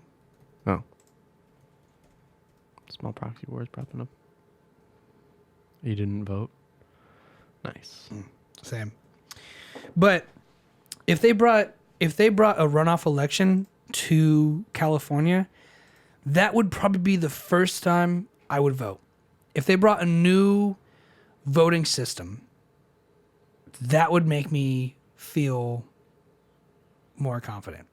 And I'm pretty sure I've talked about this before about all the voting, different voting systems. None of them are great. They're all flawed. There's different kinds of runoff voting. Really? There's the 2-round system, the instant runoff voting, the contingent vote, and exhaustive ballots. They're all flawed. And here's the thing. There's always going to be people who hack your computer, steal your identity, and find an envelope at Target and decide to keep the cash. There will always be people like that. And those are the people who expose the flaws in voting systems. And I'm saying let's keep it fresh and new, because you can't organize or... Switch it up every 4 years. You know what I'm saying? But like, yeah, like... One of them have a trial by combat. Every 4 years, make the voting system different. That way no one can plan ahead for like, do we have to strategically vote with this voting system or this runoff system or this other system? That'd be a fist fight. Sure, but I think that's a good way to start to keep everyone honest. Because at the end of the day, I know people who register as Democrats but always vote Republican because they want to take the vote away. Because they want to fuck up the numbers. I might be a piece of shit for saying the American way is a sham, but you guys are those people are tainting it, I think, far worse than I ever have by not voting. Because I'm not lying. Give me liberty, give me death. I'm also adding honesty, trust, and faith to those goddamn rules, dude. I'm not a bad person because I don't have a Democratic or Republican view on things. I have a engineer's view on things. I want to solve problems, not create them. I don't want to tell you guys I'm red when I'm blue or blue when I'm red. I want to figure it out. What does the mix of those colors make? Purple? Mm-hmm. Purple party with the PPs. Yeah, purple. Good to know I know my colors. I was reading the purple cans. Purple's a dope ass color. But yeah, man, I think if there was like I think and I feel it needs to change. Because I've seen... What are you going to do about it? I'm going to talk about it on my podcast. And that's all you really can do. And luckily, I've got you to help me host it and some people to hear me talk about it. And hopefully those ideas spread like wildfire. But I can't vote it out of office. I can't vote. Because I feel like you could vote. I could, but I feel like my vote has no power. You're a conscientious objector. Mm-hmm. Hey, I'm here to hear you talk about it. Thank you, Plan Daddy. We appreciate you. Yeah. And I mean, that's all there is to it, right? Like, the foundation of America was rooted in that. It was ideas. It was idealism. It was someone saying, I want life, liberty, and justice for all. A piece of paper. It was a piece of paper. 2 pieces of paper. We found everything in America, founded everything in America based on what we were like, hey, And let's make a contract. One sheet. Let's make a contract. I want to be able to say and speak my mind. Rule number 1. Rule number 2, I want to have a gun just in case someone breaks into my house. That's all I know. What's number 3? No one knows number 3. Let's educate them. Let's drop some knowledge bombs. Let's fucking ghost hand get it. No soldier shall, in time of peace, be quartered in any house. If a soldier came up and knocked on the door and was like, I need to sleep here. Nah. Unless you want. Well, they don't have the right to. They did that in the war. Number 4. Yeah, fucking 245 years ago. Yeah. But guess what? That's inconvenient. They don't want this is my property, man. Boo-hoo. Be a good person.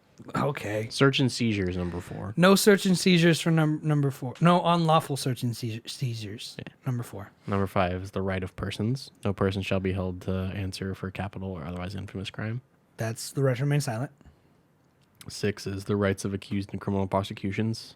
That's like being able to meet your accuser. The quick and the speedy and public trial. Gotcha. Civil trials, number 7. 8. Further guarantees in criminal cases. Excessive bail should not be required. So a lot of Access things about like fines. if I break the law. Unenumerated rights. It's not called unalienable anymore. Unenumerated. 6 feet, bitch. Yeah, I don't even know what that word means. An unending variety of topics. Cool. So like everything. Filters.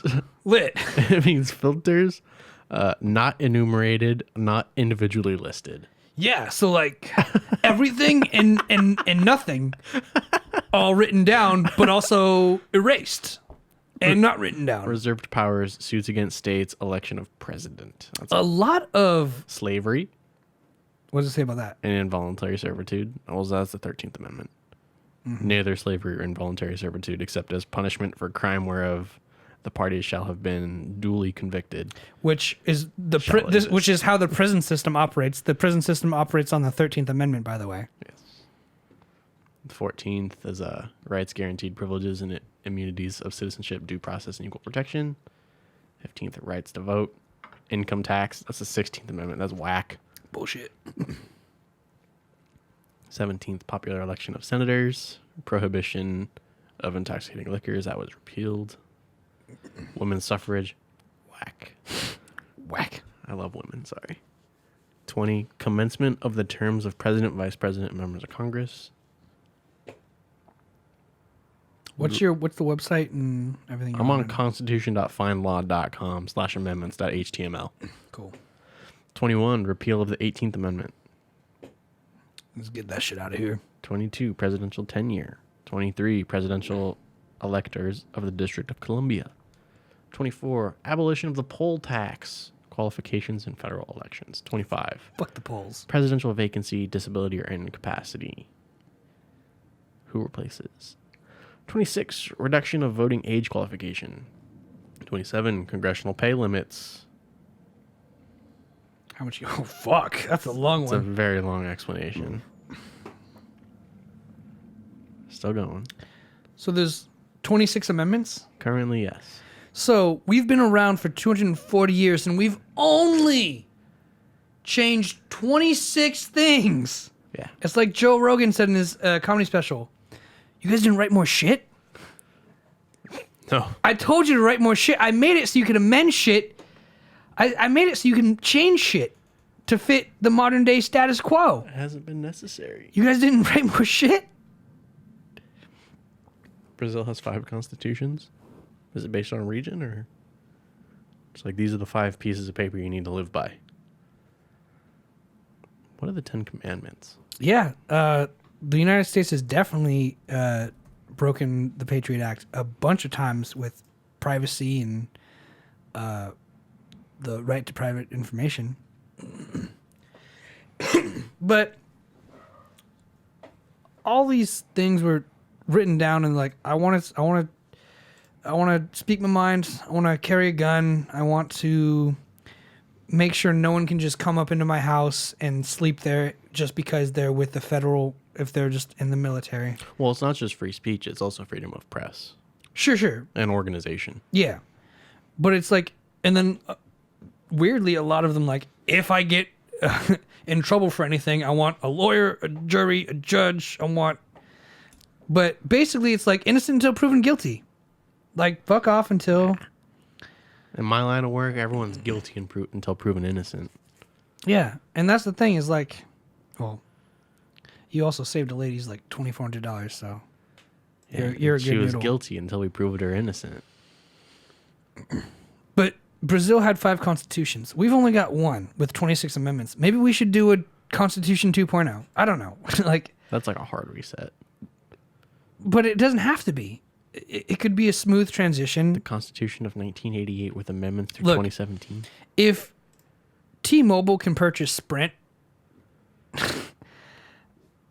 dude, it's just paperwork. There's plenty of people in America qualified to do that, you know? They could figure it out if they really sat down and talked about it. I have no idea what the fuck I'm looking at with this document. No, it's fucking legal jargon. You'll never know what it means.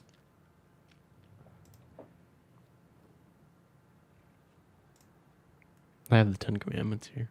These are pretty, like, rules to live by.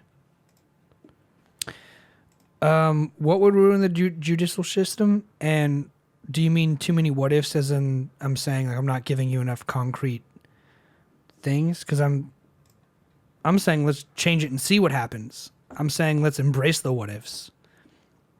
I'm saying let's change the voting system, and then if there are problems, then we know about those problems. It's the scientific method applied to politics. Give me 5 minutes. Yeah, take your time.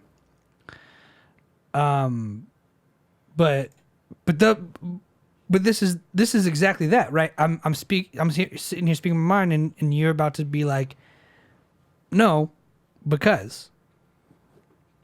Let's start there. I feel like that aspect is lost, and it's like, it's not for the people; it's for the people in Congress or judicial system, the 3 houses of government. And it's like, not the vote anymore. It's not what everyone says. And granted, like I said, Socrates hated democracy because it took away the power from people who knew what was going on versus the people being like, yeah, let's vote Harambe as president. Yeah, but he also fell to democracy, so. Yeah, I'm just saying, like, those things do happen. Like, and his trial went very smoothly, based on the account of Plato. He died. He got murdered. Yeah, murdered. He had a really good case, and he He had a great case. He basically fucking won the trial on Plato's account. He did, and then They were just like, nah. and then they were like, "Hey, we still don't fucking like you." So they killed him. Drink the hemlock. Hemlock. What does hemlock look like? I'm curious. I know it's a plant. Ooh, it's pretty. Yeah, it is. It's very pretty. Love to make that in a tea. So I can fucking die. Just boil it and drink it. Drink the hemlock. Is that actually poisonous? Yeah, that shit will kill you. So is rhubarb, fun fact. Rhubarb? Rhubarb. The stuff in the concrete? No, that's rebar. Oh. I should know that. My dad was a contractor. Did your dad retire? I don't know. I don't know what he does for money. That's hemlock. It's beautiful. It will kill you. Diogenesis is where it's at. Live on a barrel and mock other philosophers. Yeah, I mean, Yeah, look. Fuck John Locke. But that's all rule number 1, right? The First Amendment. Speak your mind. Tell me what you think. And if I have a stupid idea, tell me I have a stupid idea. I ask that you tell me respectfully. But if you want to be an asshole about it, I guess you're free to do that too. This is rhubarb. It's also, it can also kill you. That looks delicious. It's not. It looks like celery mixed with beets. Well, it can kill you. It looks They like put it in pies. eat this pie. It'll kill you. Sweet. We should draw the line at genocide. Absolutely. I don't know anyone who's going to be like, yeah, let's just commit mass murders of people we think who are different and based on race and religious beliefs. Does genocide have to be like one specific group of people? I think it does. Deliberate killing of a large number of people from particular. Yeah, okay. Yep. Because I'm all for population control. I've said that. I'll say it again. That's why we have to release the coronavirus, because it'll just kill random people. Well, a lot of old people. It should be like a lottery. Genocide of old people. Just fucking, your card's picked. You're assigned a number at birth, right? It's your fucking social security number. And then, your number gets picked. Sorry. Yeah. You're an infant. And that's the thing, like... Concept of constitution. For sure would we be will. terrible. It would ruin the judicial system because there are too many what ifs. But we also have the basis of the current one, so we could model it off of that first one. So, but then we could just amend the first one. That's what I'm saying. And don't need a 2.0. That's what I'm saying is a 2.0 is the same thing as amending it. I think we should amend it more and change the voting system. Just the process that it is currently in place to amend the current constitution is fucking ridiculous. Yeah. But you're right. It's super irresponsible and selfish of us to ask the people who represent us and our beliefs to do their job and like work and stuff. Like we should not ask them to change anything. Cause like I mean, you can, but it's like they're just not doing their job. No, the issue, we don't have a basis of the first one. If we wrote a second one, we could base the ideas that we like of the first one and bring that into the second one, like the free speech. I would keep basically The first 6. all of the first 26, and I'd abolish the slavery one. No slavery, like you shouldn't consider inmates as slaves. So get rid of the 14th Amendment. I would start by abolishing the 14th Amendment. So slavery, legal. No. The 14th Amendment got rid of slavery, but kept indentured servitude as a punishment. So then I would amend the 14th Amendment with the 27th Amendment saying we will not keep servitude with punishment. See, your language has to be very specific for that. Because if you're getting rid of the 14th Amendment, you're allowing slavery again. You're right. Which is why I brought that up. You're right. But that's my point, is like we would just amend what we have now. But then it just gets a sticky web at that point. There's no...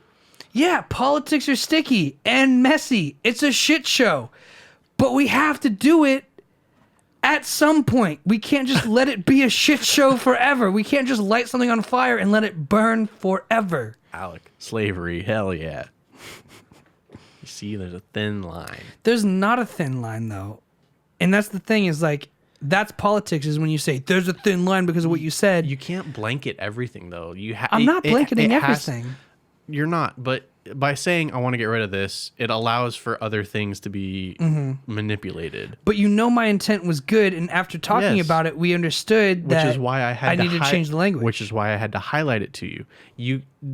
The amendments are broad for a reason. So I don't know the official jargon, obviously. No. But people who do should probably start at, hey, no slavery, no inmate slavery, and let's update how we vote. That's all I want. Let's start there. The Constitution is the way it is, and that's why we have the Supreme Court. The Supreme Court's job is literally there to interpret the Constitution. That's their fucking whole ass job.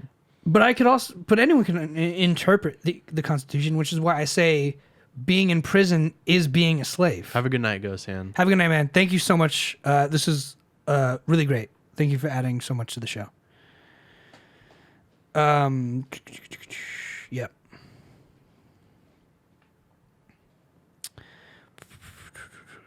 No, it's the punishment.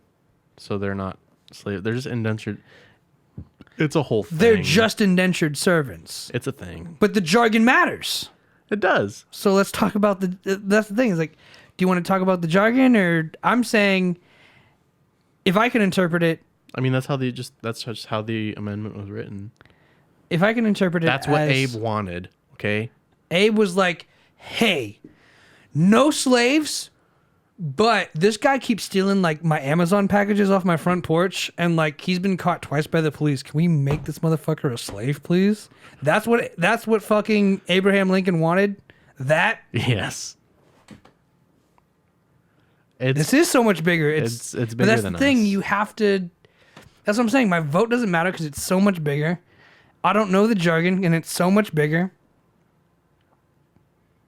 Yeah, he pays it back in jail by doing services like. But someone who is repeatedly participating in a chain gang. What was it? Someone who was repeatedly convicted. A career criminal. A career criminal. If someone gets caught stealing Amazon packages 3 to 5 times, and the price amounts to, it's 2 pennies and a prior, basically.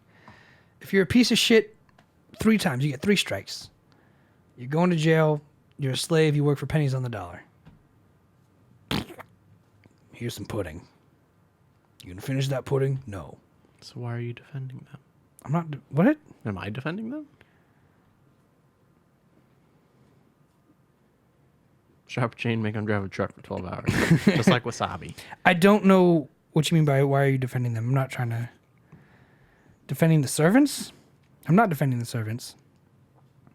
I'm saying if you're in jail, be in jail, but maybe make the same wages that a normal person does. Maybe make federal minimum wage at least. Then everyone would go to jail. That's free housing. So what? Not everyone's going to go to jail. The whole point of being in jail is, having no rights. You're right. They did lose that right. And I'm saying we should change that right. We should change it. So you want to give prisoners rights? Yes. I want to give prisoners rights. Like the same rights that we have, or? Nope. This is the jargon part, though, right? Like, unless I'm really specific to you guys. I mean, you have to be specific if you're making a fucking amendment. Do you want to change the law or change the jail system? Well, if you change the law, you will inherently change the jail system, so I would want to change the law. Not necessarily. Bet. You can change the jail system without changing the law. You can't... Okay, so... I saw people drive all the way out of state, which is only like 30 minutes, out of Utah to Nevada or Arizona to buy alcohol higher than 4%. Change the law, people will find a way around it, right? But if you change the law for people to be not indentured servants, to where it's like you have to go to jail. I'm not saying abolish jails. I'm saying and how so you're just hard stuck on the 14th Amendment part, that aspect. I'm sticking to a point because I'm not going to just scatter plot a bunch of random shit. I want to logically think at least one of these through. I want to at least come to one conclusion with you guys. That's not the 2DDB way. I think it should be. I think you're stuck on the word servant. Okay. I think I'm going to take a piss. Indentured. And I want you guys to tell me every way I'm wrong. Can you guys do that for me? I wouldn't say you're wrong in the first place. That's why we're having a conversation. But I don't know. You guys are like seeming to like...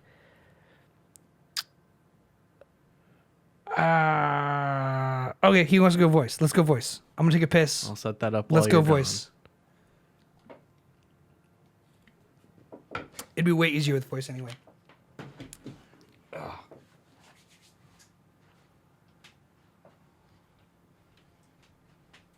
I just gotta change some sources and whatnot.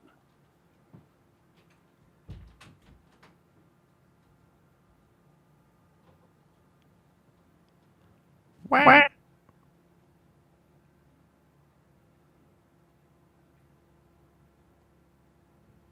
Hello? Hello. Hey. All right. So while he's away, I want you to understand that I'm playing the hardest game of devil's advocate that I've played in a very long time. Okay. I love it. Right? Listen, I just want him to think, but also I do feel strongly about the things that I'm saying. I want you to understand that. Of course. Is that I wasn't joking about the jargon. I wasn't joking about like the, so do you want to change the law or do you want to change the judicial system? And then I made the comment, so strap a chain on him and make him drive the truck for 12 hours because that's now something that he owes the people whom he the people that he stole from. He owes that back to society, right? Like that's the way. So I just want him to. I want to see what he's got to say. I want to play with him a little. Hey, what's up, man? Hey, what's up? Okay, so I just want to first of all say I think this is so cool because we're literally doing exactly what we're critiquing. I feel like what we're critiquing people on is like we're saying what we think and feel, and then we're saying define it more specifically. So I want to say that's pretty cool. But I'm getting hung up on you guys said I'm getting stuck on the word servant. Can you expand on that for me? So the reason why I said you're getting stuck on the word servant is specifically because of the fact that the conversation came from the 14th Amendment.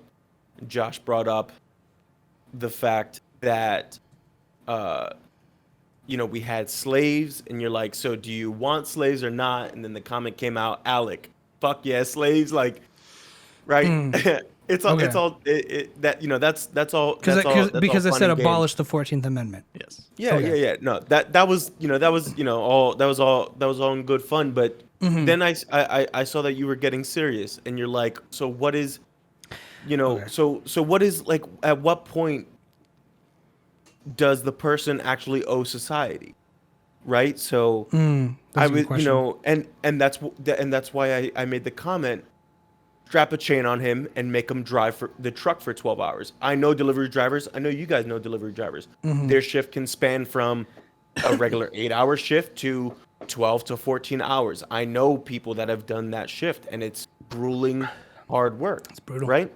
So you brought up the topic of, so there's a repeat offender. He keeps stealing Amazon packages, right? Let's bring this to the 22nd century, I think now, right? No, 21st. 21st. All right. Yeah. Let's bring that to the 21st century. You got this repeat offender. He's gotten caught multiple times. He's stealing Amazon packages, right? He's a thief. But more specifically, he steals packages, right? Okay, so we have that ideology. We understand. So we have a judicial system in which we have dictated on what is, petty theft, right? Yep. What is, grand theft auto, grand theft. We have these different ideologies of what really severe punishments are for theft and what are minor theft and different things like that. So then when I said, take the man that's been stealing the packages, strap a chain on him, and make him drive the truck for 12 hours. Do you agree or do you disagree? Because So, the concept that I'm putting out there is that if we make him pay it back to society by making him drive those 12 hours a day, and we throw a little incentive, because you also got to remember, in the judicial system, in jail specifically, you do have, especially for something like theft, you do have the ability for parole. It's not murder where you're on trial and there's no ability for parole. And what they do is, for one, when you're working, if you get entered into like that program of driving the truck for 12 hours and you're going to pay that back, you're going to pay that back to society. One, you're going to make not a lot of money, right? Because you've now lost that right to work freely.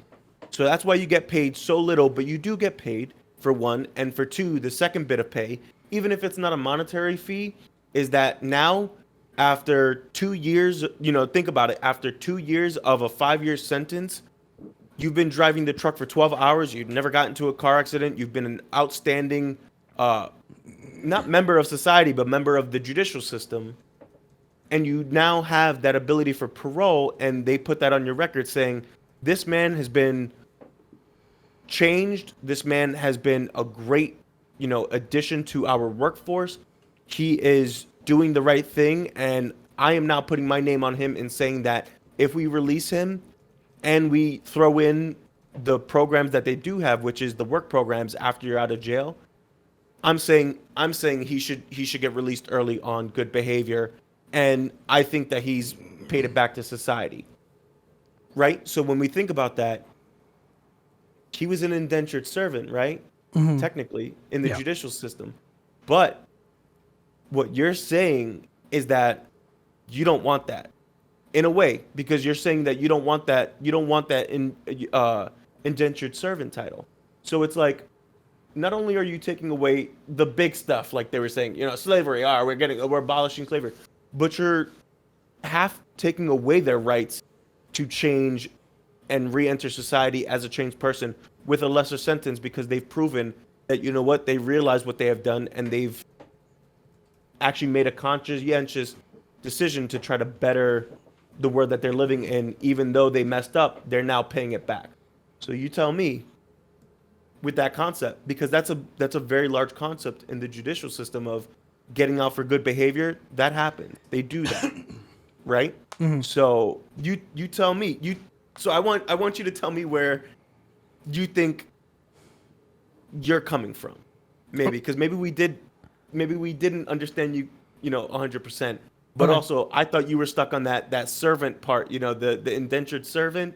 I think you were stuck on that servant part and thinking servant, slavery, and, these people are just free labor. Well, in a way, yes, but also they've lost a certain right in society. So I want to hear you. I want to see what you got. Awesome. Thanks, man. So what I'm saying is, let's change the definitions, right? I know I said abolish the 14th Amendment, and you guys corrected me promptly, and I appreciate that because you're right. I didn't want to abolish the 14th Amendment, and I'm gonna pull up the definition of the 14th Amendment now. No state shall make and enforce any law which shall abridge the privileges or immunities of citizens of the United States, nor shall the state deprive any person of life, liberty, or property without due process of law, nor deny to any person within the jurisdiction the equal protection of the laws. That's not actually what I was hoping for it to say, but that's what Google came up with. What was the website? And do you know why though? Do you know why though? Why? Because in that little excerpt right there, what did it say? In due process of the law, correct? So, once again, the state is saying we cannot do this, this, and this, and this, and this. We also can't do this, this, and this. But once, before due process of the law, but after due process of the law, and after we have found you guilty, then what? Okay, so I want to ask you that. Then what? Right? That link is for Alec. Okay, so this is the one he read, right? 14th one was slavery.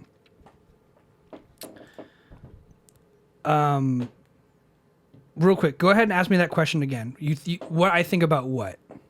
Before I read, because this is a long section. So it's the just the same thing, is that the 14th Amendment reads as stated, right? As you stated. But within that, there was the excerpt that says the due process of law. Due process of law, right? So you have these rights up until you are charged guilty of breaking a law, in which there are now a new set of laws that you must follow, right? So I want to get your opinion, because do you agree or do you disagree that, once again, what I was saying before, which is now you have lost that right?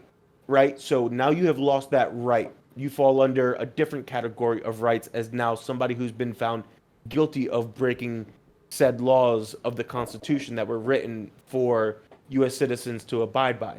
You've now lost that right, and you've lost it legally and honorably through due process of dishonorably through due process. No, you've lost it honorably through our judicial system, which is the due process. Yeah, which is the due process of the law. So now, once you've gotten to that point, do you agree or do you disagree? Are we sticking to the person who steals Amazon packages and then is forced to be a truck driver or delivery driver? We can, if that's an easy way to understand it. Because not for nothing, I have read the Constitution a lot, and I've also gone state to state reading different laws that have been written, spanning from the 1950s, 60s, 70s, 80s, 90s to even 2000s, that have been changed and amended, which is partially what you were talking about earlier. That 2.0 of the Constitution is exactly what the judicial system is enacting as it lives and breathes today. Continuously. Because yes, exactly. It's not a dead document that has been written once. What happened is that's the baseline. And so what I was saying earlier was that it is actually ever changing. So if you were to make a 2.0, an actual tangible physical 2.0, you would have now redacted everything that's been done in the past 50, 60, 70 years as things were happening, like, Lloyd versus the state, or, Janus versus the state, or this versus the state, where they have ruled in 1981, they ruled that this is the law, that we can, as citizens of the United States, so long as we're not infringing on private property, take pictures of any municipal building and this, and this, and this, and this, since 1981, they took that, Floyd versus, Floyd versus Pennsylvania or Floyd versus whatever, and the court system, the judicial system has ruled in favor of, Lloyd stating, yes, it is in your constitutional rights for you to be out on the street and take pictures of whomever, however, and use that so long as you're not, and this is how the actual law reads, so long as you're not committing a crime, intend to commit a crime, or, it's committed a crime, or are about to commit a crime. That's the way that the law reads, right? Yeah. And so let's say Lloyd versus, Florida, 1981, that is now the law. Like that's been written, and that's where lawyers now today are going to go back, because they're going to be like, well, my client was out on a public sidewalk taking pictures of a Walmart, and he is within his constitutional right. Now that's what they're going to say. He's in his constitutional right to do so. And then they're going to reference Lloyd versus Pennsylvania 1981 and prove that the court system, the judicial system has already sided in favor for Lloyd, which means they're siding in favor of the people now. And there's no longer, after that, once the judicial system has come to a final agreement that, yes, he is in his constitutional right, that's it. But that's the ever living and breathing Constitution that I was talking about. Because, 1981, 1969, 1958, 1999, these laws that are being written, these people versus the states, or people versus, where it actually goes to, the national court system. These are all the constitutional laws that were infringed on and are now being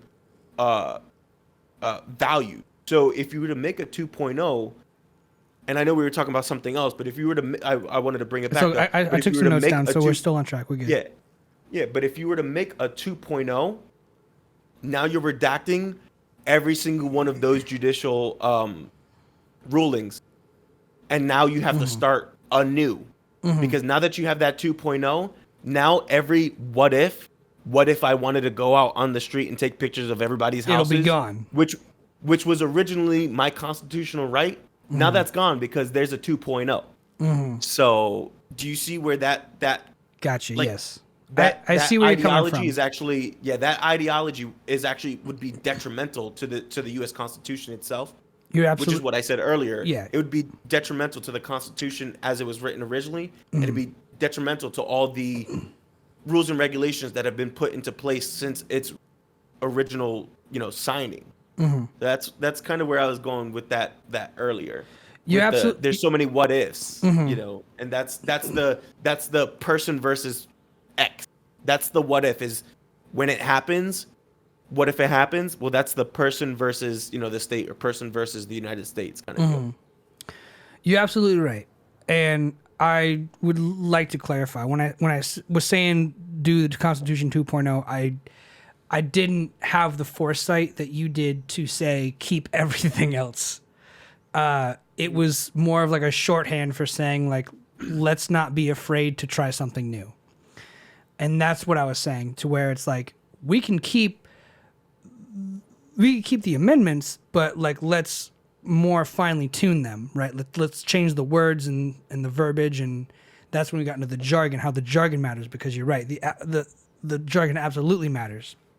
And in this discussion, especially, like, I wasn't trying to say get rid of Roe v. Wade or anyone versus the state that became a precedent-setting standard. I was just really hyper-focused on the idea. You're right. You're right. Hearing you, you're right. I was focused on the servant word. Your jargon matters, Alec. Yeah, you're right. Your jargon matters. but thank you for bringing that to my attention. Slavery is not cool. Slavery's not cool, and I feel like I got kind of sidetracked with everything else going on, and especially when it's just delivered in a Twitch chat. It's not very, you know what I'm saying? Not the most efficient way. It's not the most efficient way. Hearing your voice and hearing It's like a text message. Yeah, Yeah. it's a text message where it's like It's very okay. dry. And it's like, what do you mean okay? It's like, no, okay, like, all right, no problem, I got it. Yeah. But you wouldn't For know sure. that in a text message, right? For But sure. You wouldn't know that in the Twitch chat. Yeah. And that's all I'm trying to say is like, when it came to that 14th amendment, again, I'm going to kind of circle back to that, but you're absolutely right. I am hyper focused on this kind of servant word and definition, and the 2.0 Constitution. You're right, but I was trying to more or less give a metaphor of like the new Constitution. It's like the old Constitution but better. Do you know what I'm saying? Mm-hmm. So I wasn't saying throw out the old Constitution. I was saying like, let's just kind of be more advantageous in speeding up the process or like making it fit in a modern world. And in that, I was saying, if we can go back to the example of the petty theft, any petty theft is anything under $500, right? $4.99 and below. $499 and below. So let's just say this guy is stealing these Amazon packages and he gets caught and caught again. And I've said, it's not a secret, I've said everyone should work at least a year in food service or retail, or I'd be okay with, like, you know how the is it Japan or Korea has that mandatory military service? Same thing with Germany, I believe. I've been very vocal about that. I'm like, everyone should do at least a year in food service or retail. Like, that should be mandatory. Like, do you have to do That's the draft. Yeah, let's keep it going. You get another one or no? I still have that one. It is the draft. You're right. That's the draft. So But okay. The so draft is just like a chance. The draft is, yeah. What you're thinking of is selected services. The draft is the actual action of bringing people into the army. Like Korea, as soon as you hit like 18, you have to serve.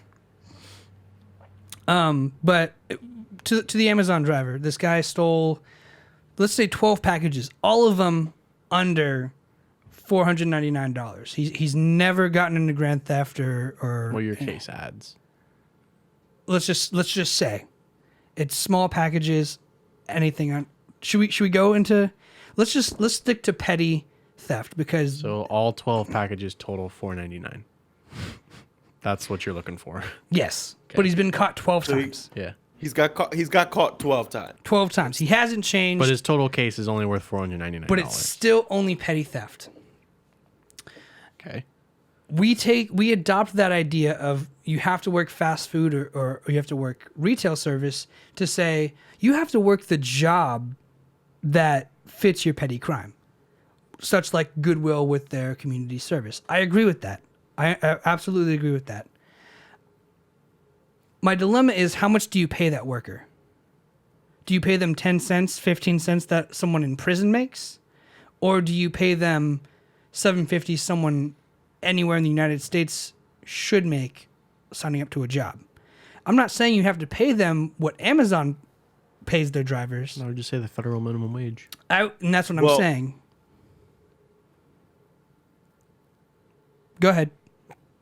I was gonna say, so what you're saying is him paying that time back is not enough. He still needs to be paid a monetary amount. So I the do. fact that Equal he did the payment for crime and service. he lost his citizens' rights until he does his time and pays it back. Mm-hmm. You're saying even though he did the crime Mm-hmm. and he's got to repay that by doing that service, you're saying that he still needs to be paid for that. No free labor in my house. Absolutely. Absolutely. He should still be paid for the labor he provides. Because, and like I But- said, as long as we follow some sort of minimum wage federally, like if you're in California delivering packages, Making $15 an hour. making $15 an hour, you can drop down to $7.50. That's fine. But as long as the punishment is is done, that's great. But you still need to have a baseline that is what is considered at least, I think, federally a livable wage. Which is to say, after you get off your job in California to serve community service at your Goodwill, which would be free, you should still be paid to work at that Goodwill, because that is what people get, because people get paid to work that. If someone, I got a friend who's a delivery driver, just got the job. If they didn't pay him, nobody would take that job. But people also work at Goodwill to avoid going to jail. To pay off a fee. But Yes, they do. They do time to the community. Like they do time and labor to pay off the debt that they owe back to either that place or back to society. Or they go to jail. Or they go to jail. Exactly. So where do you draw that line? Because they owe. So why do we pay? So their minimum wage. Why are we paying them for something that they owe either to, let's say, a place or to, society for being, quote unquote, a menace to society. And this is also, excluding the fact that nationally, the Federal Bureau of Prisons does have a, inmate minimum wage, which spans between like 12 cents or 40 cents per hour. Yeah. For jobs serving in the prisons themselves, and 23 cents to $1.15 per hour in federal prison industry factories, which is from Yale. Yale did a study on the Federal Bureau of Prisons, Yale as in Yale University. So at what point do you draw the line for what they owe and what they deserve? I think if I could help Alec explain his argument of payments of minimum wages for people avoiding jail time, that the money wouldn't go to them, that it would go to what they owe. Yes. Which they do, which is the concept of the kid that skipped out on a check who got caught and now has to take out the trash, 3 nights a week for a month at the Chinese restaurant. Yeah, for $4 an hour. But a judge would say 200 hours community service. For no dollars an hour, I say. Well then, so in this scenario, the judge has to appoint an amount of hours, right? Yes. How many amount of hours, if you're a judge, would you apply to somebody who's got caught 12 times with petty theft from Amazon packages? How long? As much time as it would take to repay the fiscal amount. So if he did $4.99, just under $500. Yeah, if he did $4.99 and he got caught and he's in jail, let's say he was made guilty. If he's in jail and the Federal Bureau of Prisons says that you make 12 cents or 40 cents by doing this, or even 23 cents to 115 cents per hour if they're working outside the jail, he's got to do as much time as it would take as in hours that it would take to repay that $4.99. So if he's making $1.15 per hour, somebody get a calculator because I'm terrible at math. Josh, I have it at 200 hours. It's $250. So he's got 250 hours worth of work in front of him. Well, $2.50 for 200 hours of work to pay $4.99. To pay $4.99. That's how much he would get paid, which is already far above what California pays its inmates. And 200 hours is a fucking long 200 time. hours is a long time. But I don't think he deserves that money. Why are we paying him for the things that he stole? It wouldn't go to the person. It would go towards whoever is owed that money. Yes. Whether it be the institution I'm or okay the with person. That. We're in agreement on that. He would essentially work less, but he would be working for, first of all, if an Amazon driver or a delivery driver gets paid, let's just say $12 standard, that's great. That's what they make working there. If you go to the federal minimum wage, it's $7.50. It might even be $7.25. But if you use that, then they would have to work less hours and they'd pay back their debt faster. So when you say, I'll pay you $7.50 for $400, what would that equate? How many hours would that equate to? That's like 2, maybe 4 days of work. Nope. But do you think 66 and a half hours. So 1 week of work, roughly. one week of work for 3 months of thievery, Correct. stealing packages? Do you think that's fair? Yes. 1 week is a long time. And if they don't learn their lesson, then it could double every repeat offense. 200 hours is 25. $200 is a long time. 25 days. That's a whole month. So I'm saying a week of punishment as opposed to a month of punishment. So why do you want to be so fair on them? Why do you want to be so easy on somebody that's broken the law? The, and has the already Constitution proven that they says we can't should follow be it? fair and just and no So inhumane punishment. everyone would just be a criminal at that point. There's no repercussion Exactly. unless it Exactly. scales exponentially. That's what I'm saying, and that's what I'm saying. Like it could be worked out. Like the first ticket you get for texting and driving is like $500. The second one, $700. The third one, $1,000. So your first 200 hours, then it goes to 400. Yes. And then The idea is the 1600. punishment gets worse the stupider you stay. If you steal 12 packages and you're lucky enough to steal 12 packages for under $500, you only have to do a week of work. If you get caught doing it again. I'd say I would still go with the month of work. I agree. This is the exact point. A week that I'm is making. like nothing. A week is a slap on the wrist. A week out of your life is literally a drop in the bucket. You make them So, do delivery work for you're a fucking changing- month, they'll hate it. Yeah. And they'll be like, oh shit, I fucked up. They're going to be like, I just lost a month of all my literal rights because I wanted to steal less than $500 worth of, Amazon packages that would have been who knows what. Because if we look at it today, you don't know what you're grabbing when you grab it. That's what I'm saying. That's why I kept it under Yeah, the you grab it. petty. Yeah, exactly. So yeah, I agree. I wanna stick with that. But what I'm saying is that you don't know what you're getting when you get it, right? Yeah. So you messed up royally because now you got caught with $499. I gotta do a week's worth of time, man. No problem. So That's then a drop in the bucket. Versus like what me and Josh were saying, where you have to pay that back in what the Federal Bureau of Prisons. I'll take it back to that. in what they California it's consider 30 a cents fair- to 95 cents an hour. All right, you know what? I still think that's fair. I still think that's actually that's fair. I still think that's fair, even though Okay. that's taxpayer money. I still think that's fair. So It's even with 525 that, hours at the high end. that's still exactly. How So many- that's how long still is that?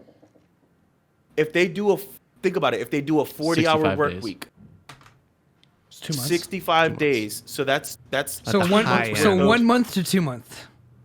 2 months. Okay. That's the highest end of that. yeah, that is For- the highest for end of petty- inmate Yes. payment.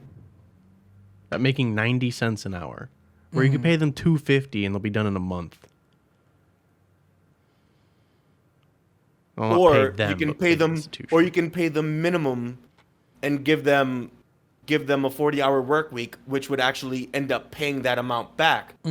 So a week's worth of work, which is basically a little kid got caught smoking out back of his high school. Now he's got to do a week's worth of community service, swapping the deck Trash at a pickup or firehouse or trash pickup. Exactly. Well, not even.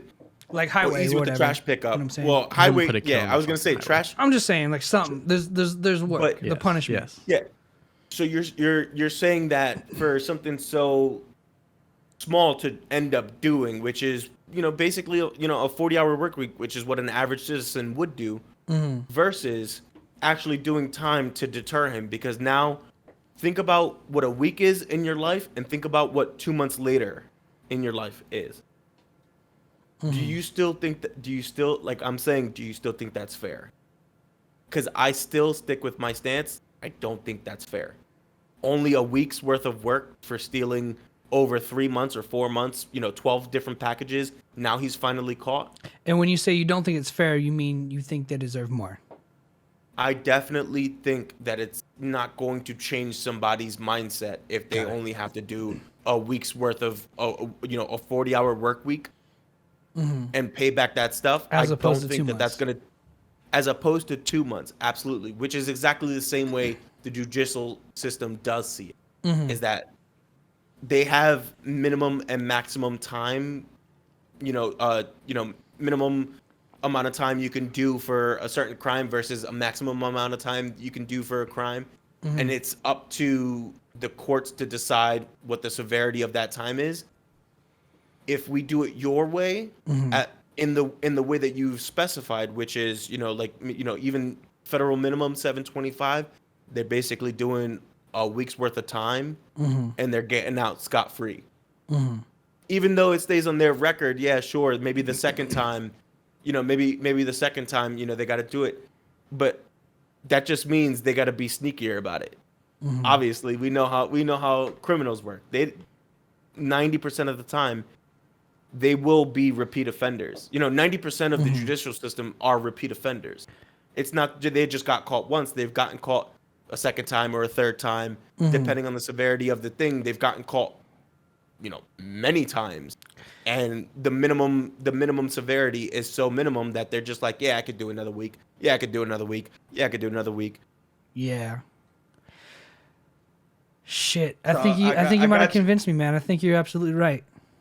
You're right, because let's just say someone does get $500 cash, just under $500 cash, and they're like, I'm gonna go party, blow it, whatever.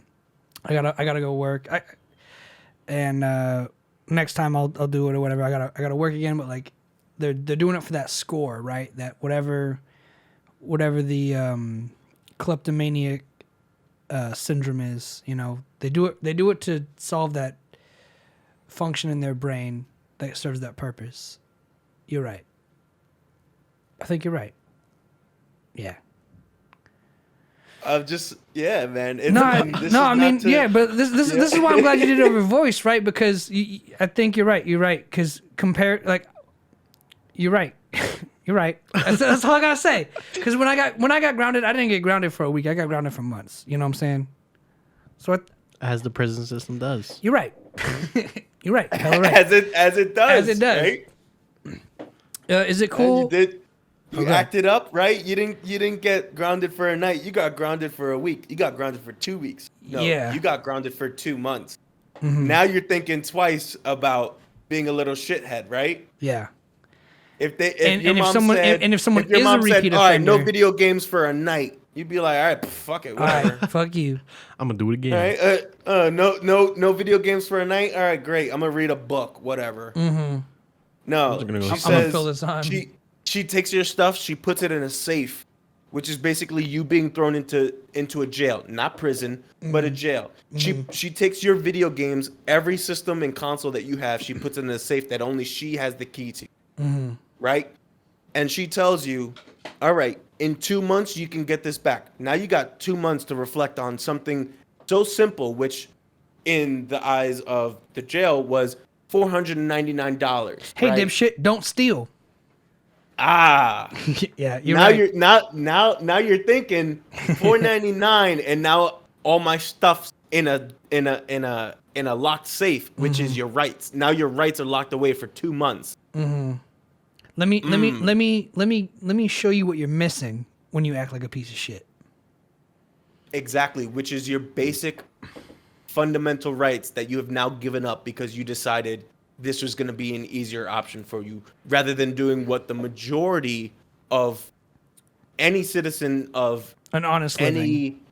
and I'm not even just here in the United States, but any citizen in any country of any world, the simple rules and regulations of laws that we abide by, which allow us to have a really shitty day and walk around the street and not be able to just punch somebody in the face because we had a bad day.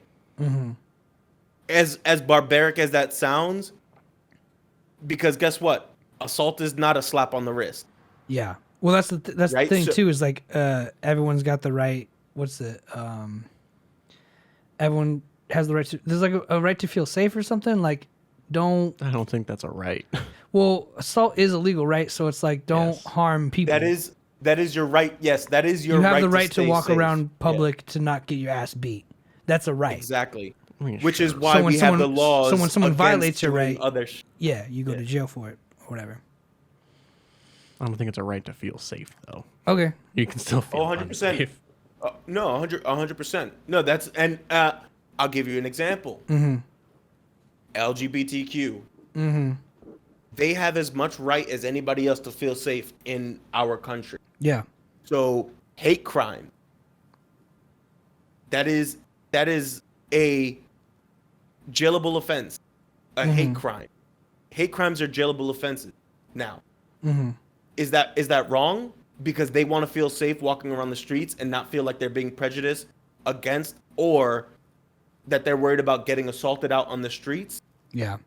Especially if there's the repeat shithead offenders. You know what I'm saying? If you're just feeling unsafe on the basis of presence alone, then Well, that's the difference between anxiety and experience.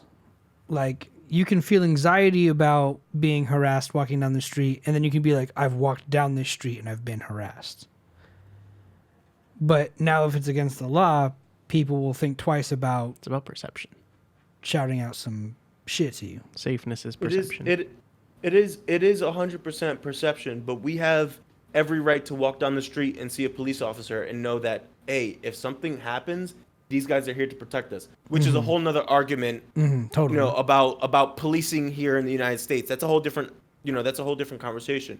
But the reason why they're there, the fundamental basis of why they're there, is to allow us that feeling of safety here in our own country. No matter your race, religion, creed, color, blah, blah, blah, X, Y, and Z, et cetera, et cetera. We that's have exactly every right as Americans to feel safe in the country that we live in.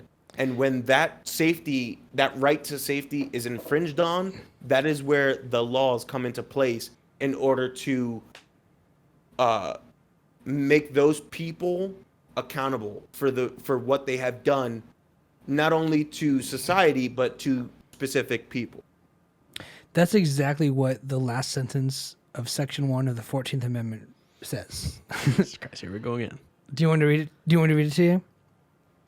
Yes. I'm saying you're right, and I'm citing the source right now. Section 1 of the 14th Amendment.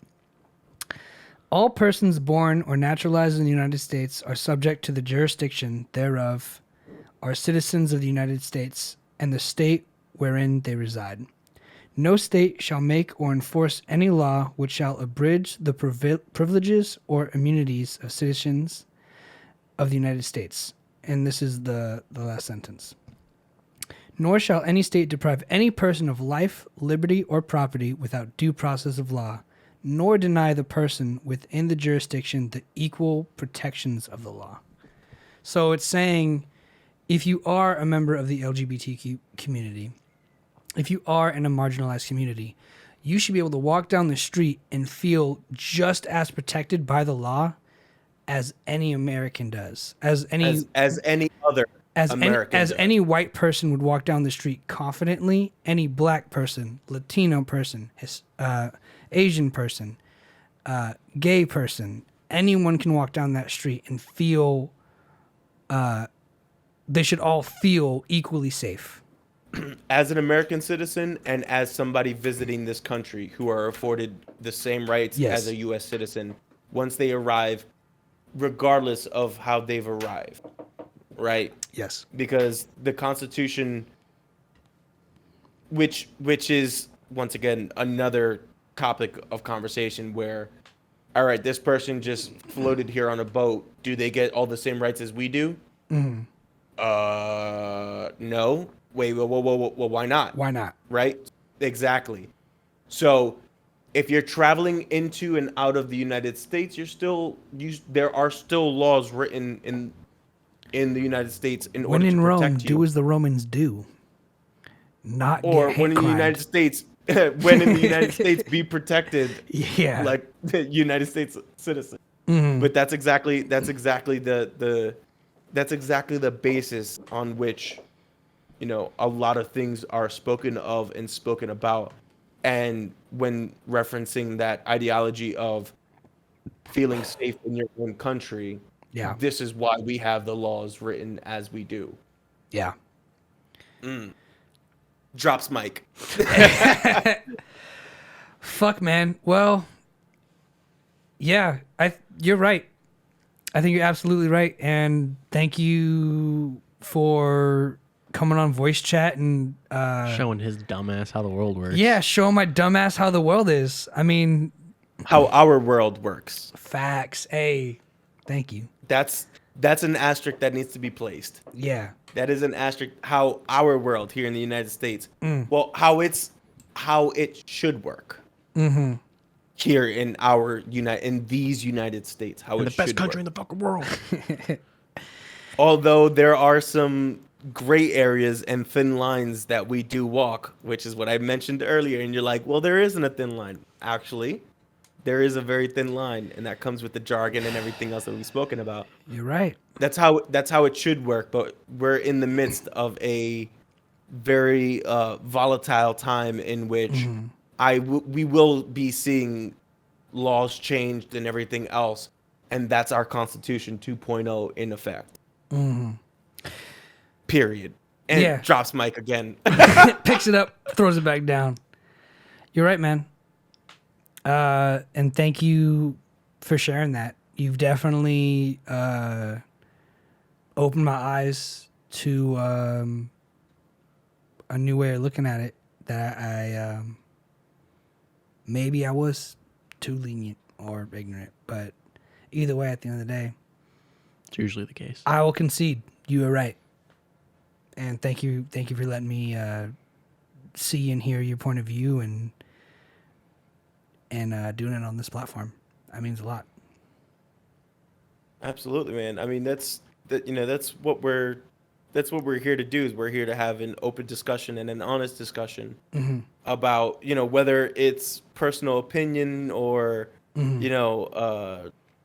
actual Seeing through the bullshit, man. law. Yeah, whether it's actual laws that are written or if it's people's opinion on what the law should be, or what we think we know about the law, which is not, whether we just don't know. There's a lot of different things that are obscure in laws that actually aren't that obscure in laws. You just need to read it and see where it comes from. The jargon. Yeah. I mean, listen, we could be in Arkansas and we can honk our horn near a sandwich shop after 9 p.m. And that's a ticketable offense, all right? Really? Probably. Oh yeah. So, you can't fly a moose via helicopter in the state of, Mississippi on a Thursday. Like there's we're not talking about that, right? We're not talking about that kind of law. But We're you're talking right. about the You're laws. right. I see you. Like I'm But- pretty sure in Tennessee it's illegal to have an ice cream cone in your back pocket. Yeah. Yes, right? And I wasn't joking. In Arkansas, in a city in Arkansas, or I think the state of Arkansas, you can't honk your horn near a sandwich shop after 9 p.m. Damn. So it's like, yeah, we do have laws that are written, state, via the state, where it's like the state has decided you may not honk your horn at a sandwich shop after 9 p.m. Like, It is illegal for a person to walk down the street with an ice cream cone in their back pocket. Back when most people got around on horseback, horse thieves would put ice cream in their pockets to lure horses away without being charged with stealing. So that is why. So if that makes sense when you add that extra sentence. But the law hasn't been like redacted or changed. It's still Exactly. applicable. But it also makes There was sense. no reason- there was no reason someone's- to. Yeah, but it makes sense though, because if someone Sure, stole my yes. horse in Alabama by putting an ice cream cone in their back pocket, That would make sense because they Yes. use it as thievery. So the But you- criminals tried to beat the system, and the system was like, "Don't put an ice cream cone in your back pocket." Yes, but you could still be booked on it now. As Now imagine- Sure. as ridiculous Now- as that Sure, but it sounds. seems like That's- under the stipulation that it looks like you were, like you said earlier, going to intended to commit a crime, have committed a crime, or something else. There's 3 stipulations, but unless there's a guess horse what? in play, if there's no horse in play, carry it wherever you want. Listen, horses are expensive though. Fuck yeah, they are. If you get caught stealing a horse, man, you That's have Grand to work Theft, at a bro. barn. Well, Grand Bro, Theft is you like gotta work. 600 You gotta work at a 600 barn for. You Yeah, gotta work at horses a barn cost for more than 200 $600 hours, bucks. son. Grand Theft Equestrian. There you go. That's what we're talking about here. You steal 12 horses, totaling an amount of 499. Guess what? You're mucking a bunch of stalls for a long while, son. All right. Hell yeah. No, All right, boys. Well, it's time for me to head out because I got work in the morning and I'm exhausted. all right, So bro. this was a great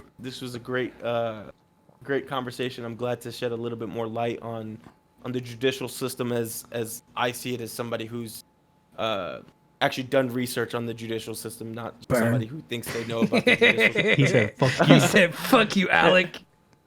No, I mean, but it's something It's that all good, definitely bro. should be understood. And No, you're right. it doesn't matter whether you're on a podcast or if you're just off the street. Everybody should really learn It should be what accessible. the laws are. Yeah, it is accessible, and that's the thing. point. But a lot of people don't take the time to learn, which you did. Mm-hmm. You took the time to hear me out, and Mm. you realize, okay, yeah, no, this is you're right. There's certain things at play here It- that make sense and are here for a reason. And most importantly, And- not just feeling wise, like logically, it makes sense to where it's like a week of work versus 2 months of work isn't a lot. I mean, it's like 2 months is 2 months, but at the end of the day, you're right. It's going to give you more time to think about, oh shit, was that really worth it? You know what I'll I'm saying? see you next week, and I'll ask you. Be like, hey, how quick did that? I'll be like, how quick did that week go? And you're like, oh shit. I'll give Yeah. you a better one. Mm-hmm. You're like, hey man, it's been a while. I It's said, been a while. hey, It's been a only week. Mm. So next time, make it actually 2 wasn't months. that- Which now I'll see you in 2 months. Guess what? No. You're gonna be like, oh my god, I thought you died. You're gonna be like, oh my god, I thought you died. You didn't give me any updates on Sasha. Sasha will be fine.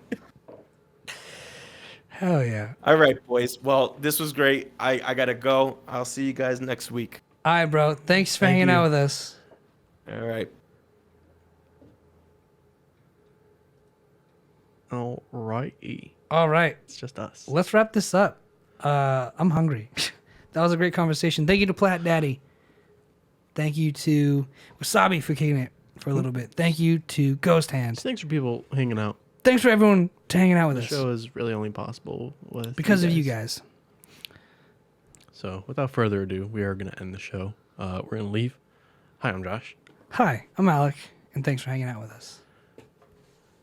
Goodbye.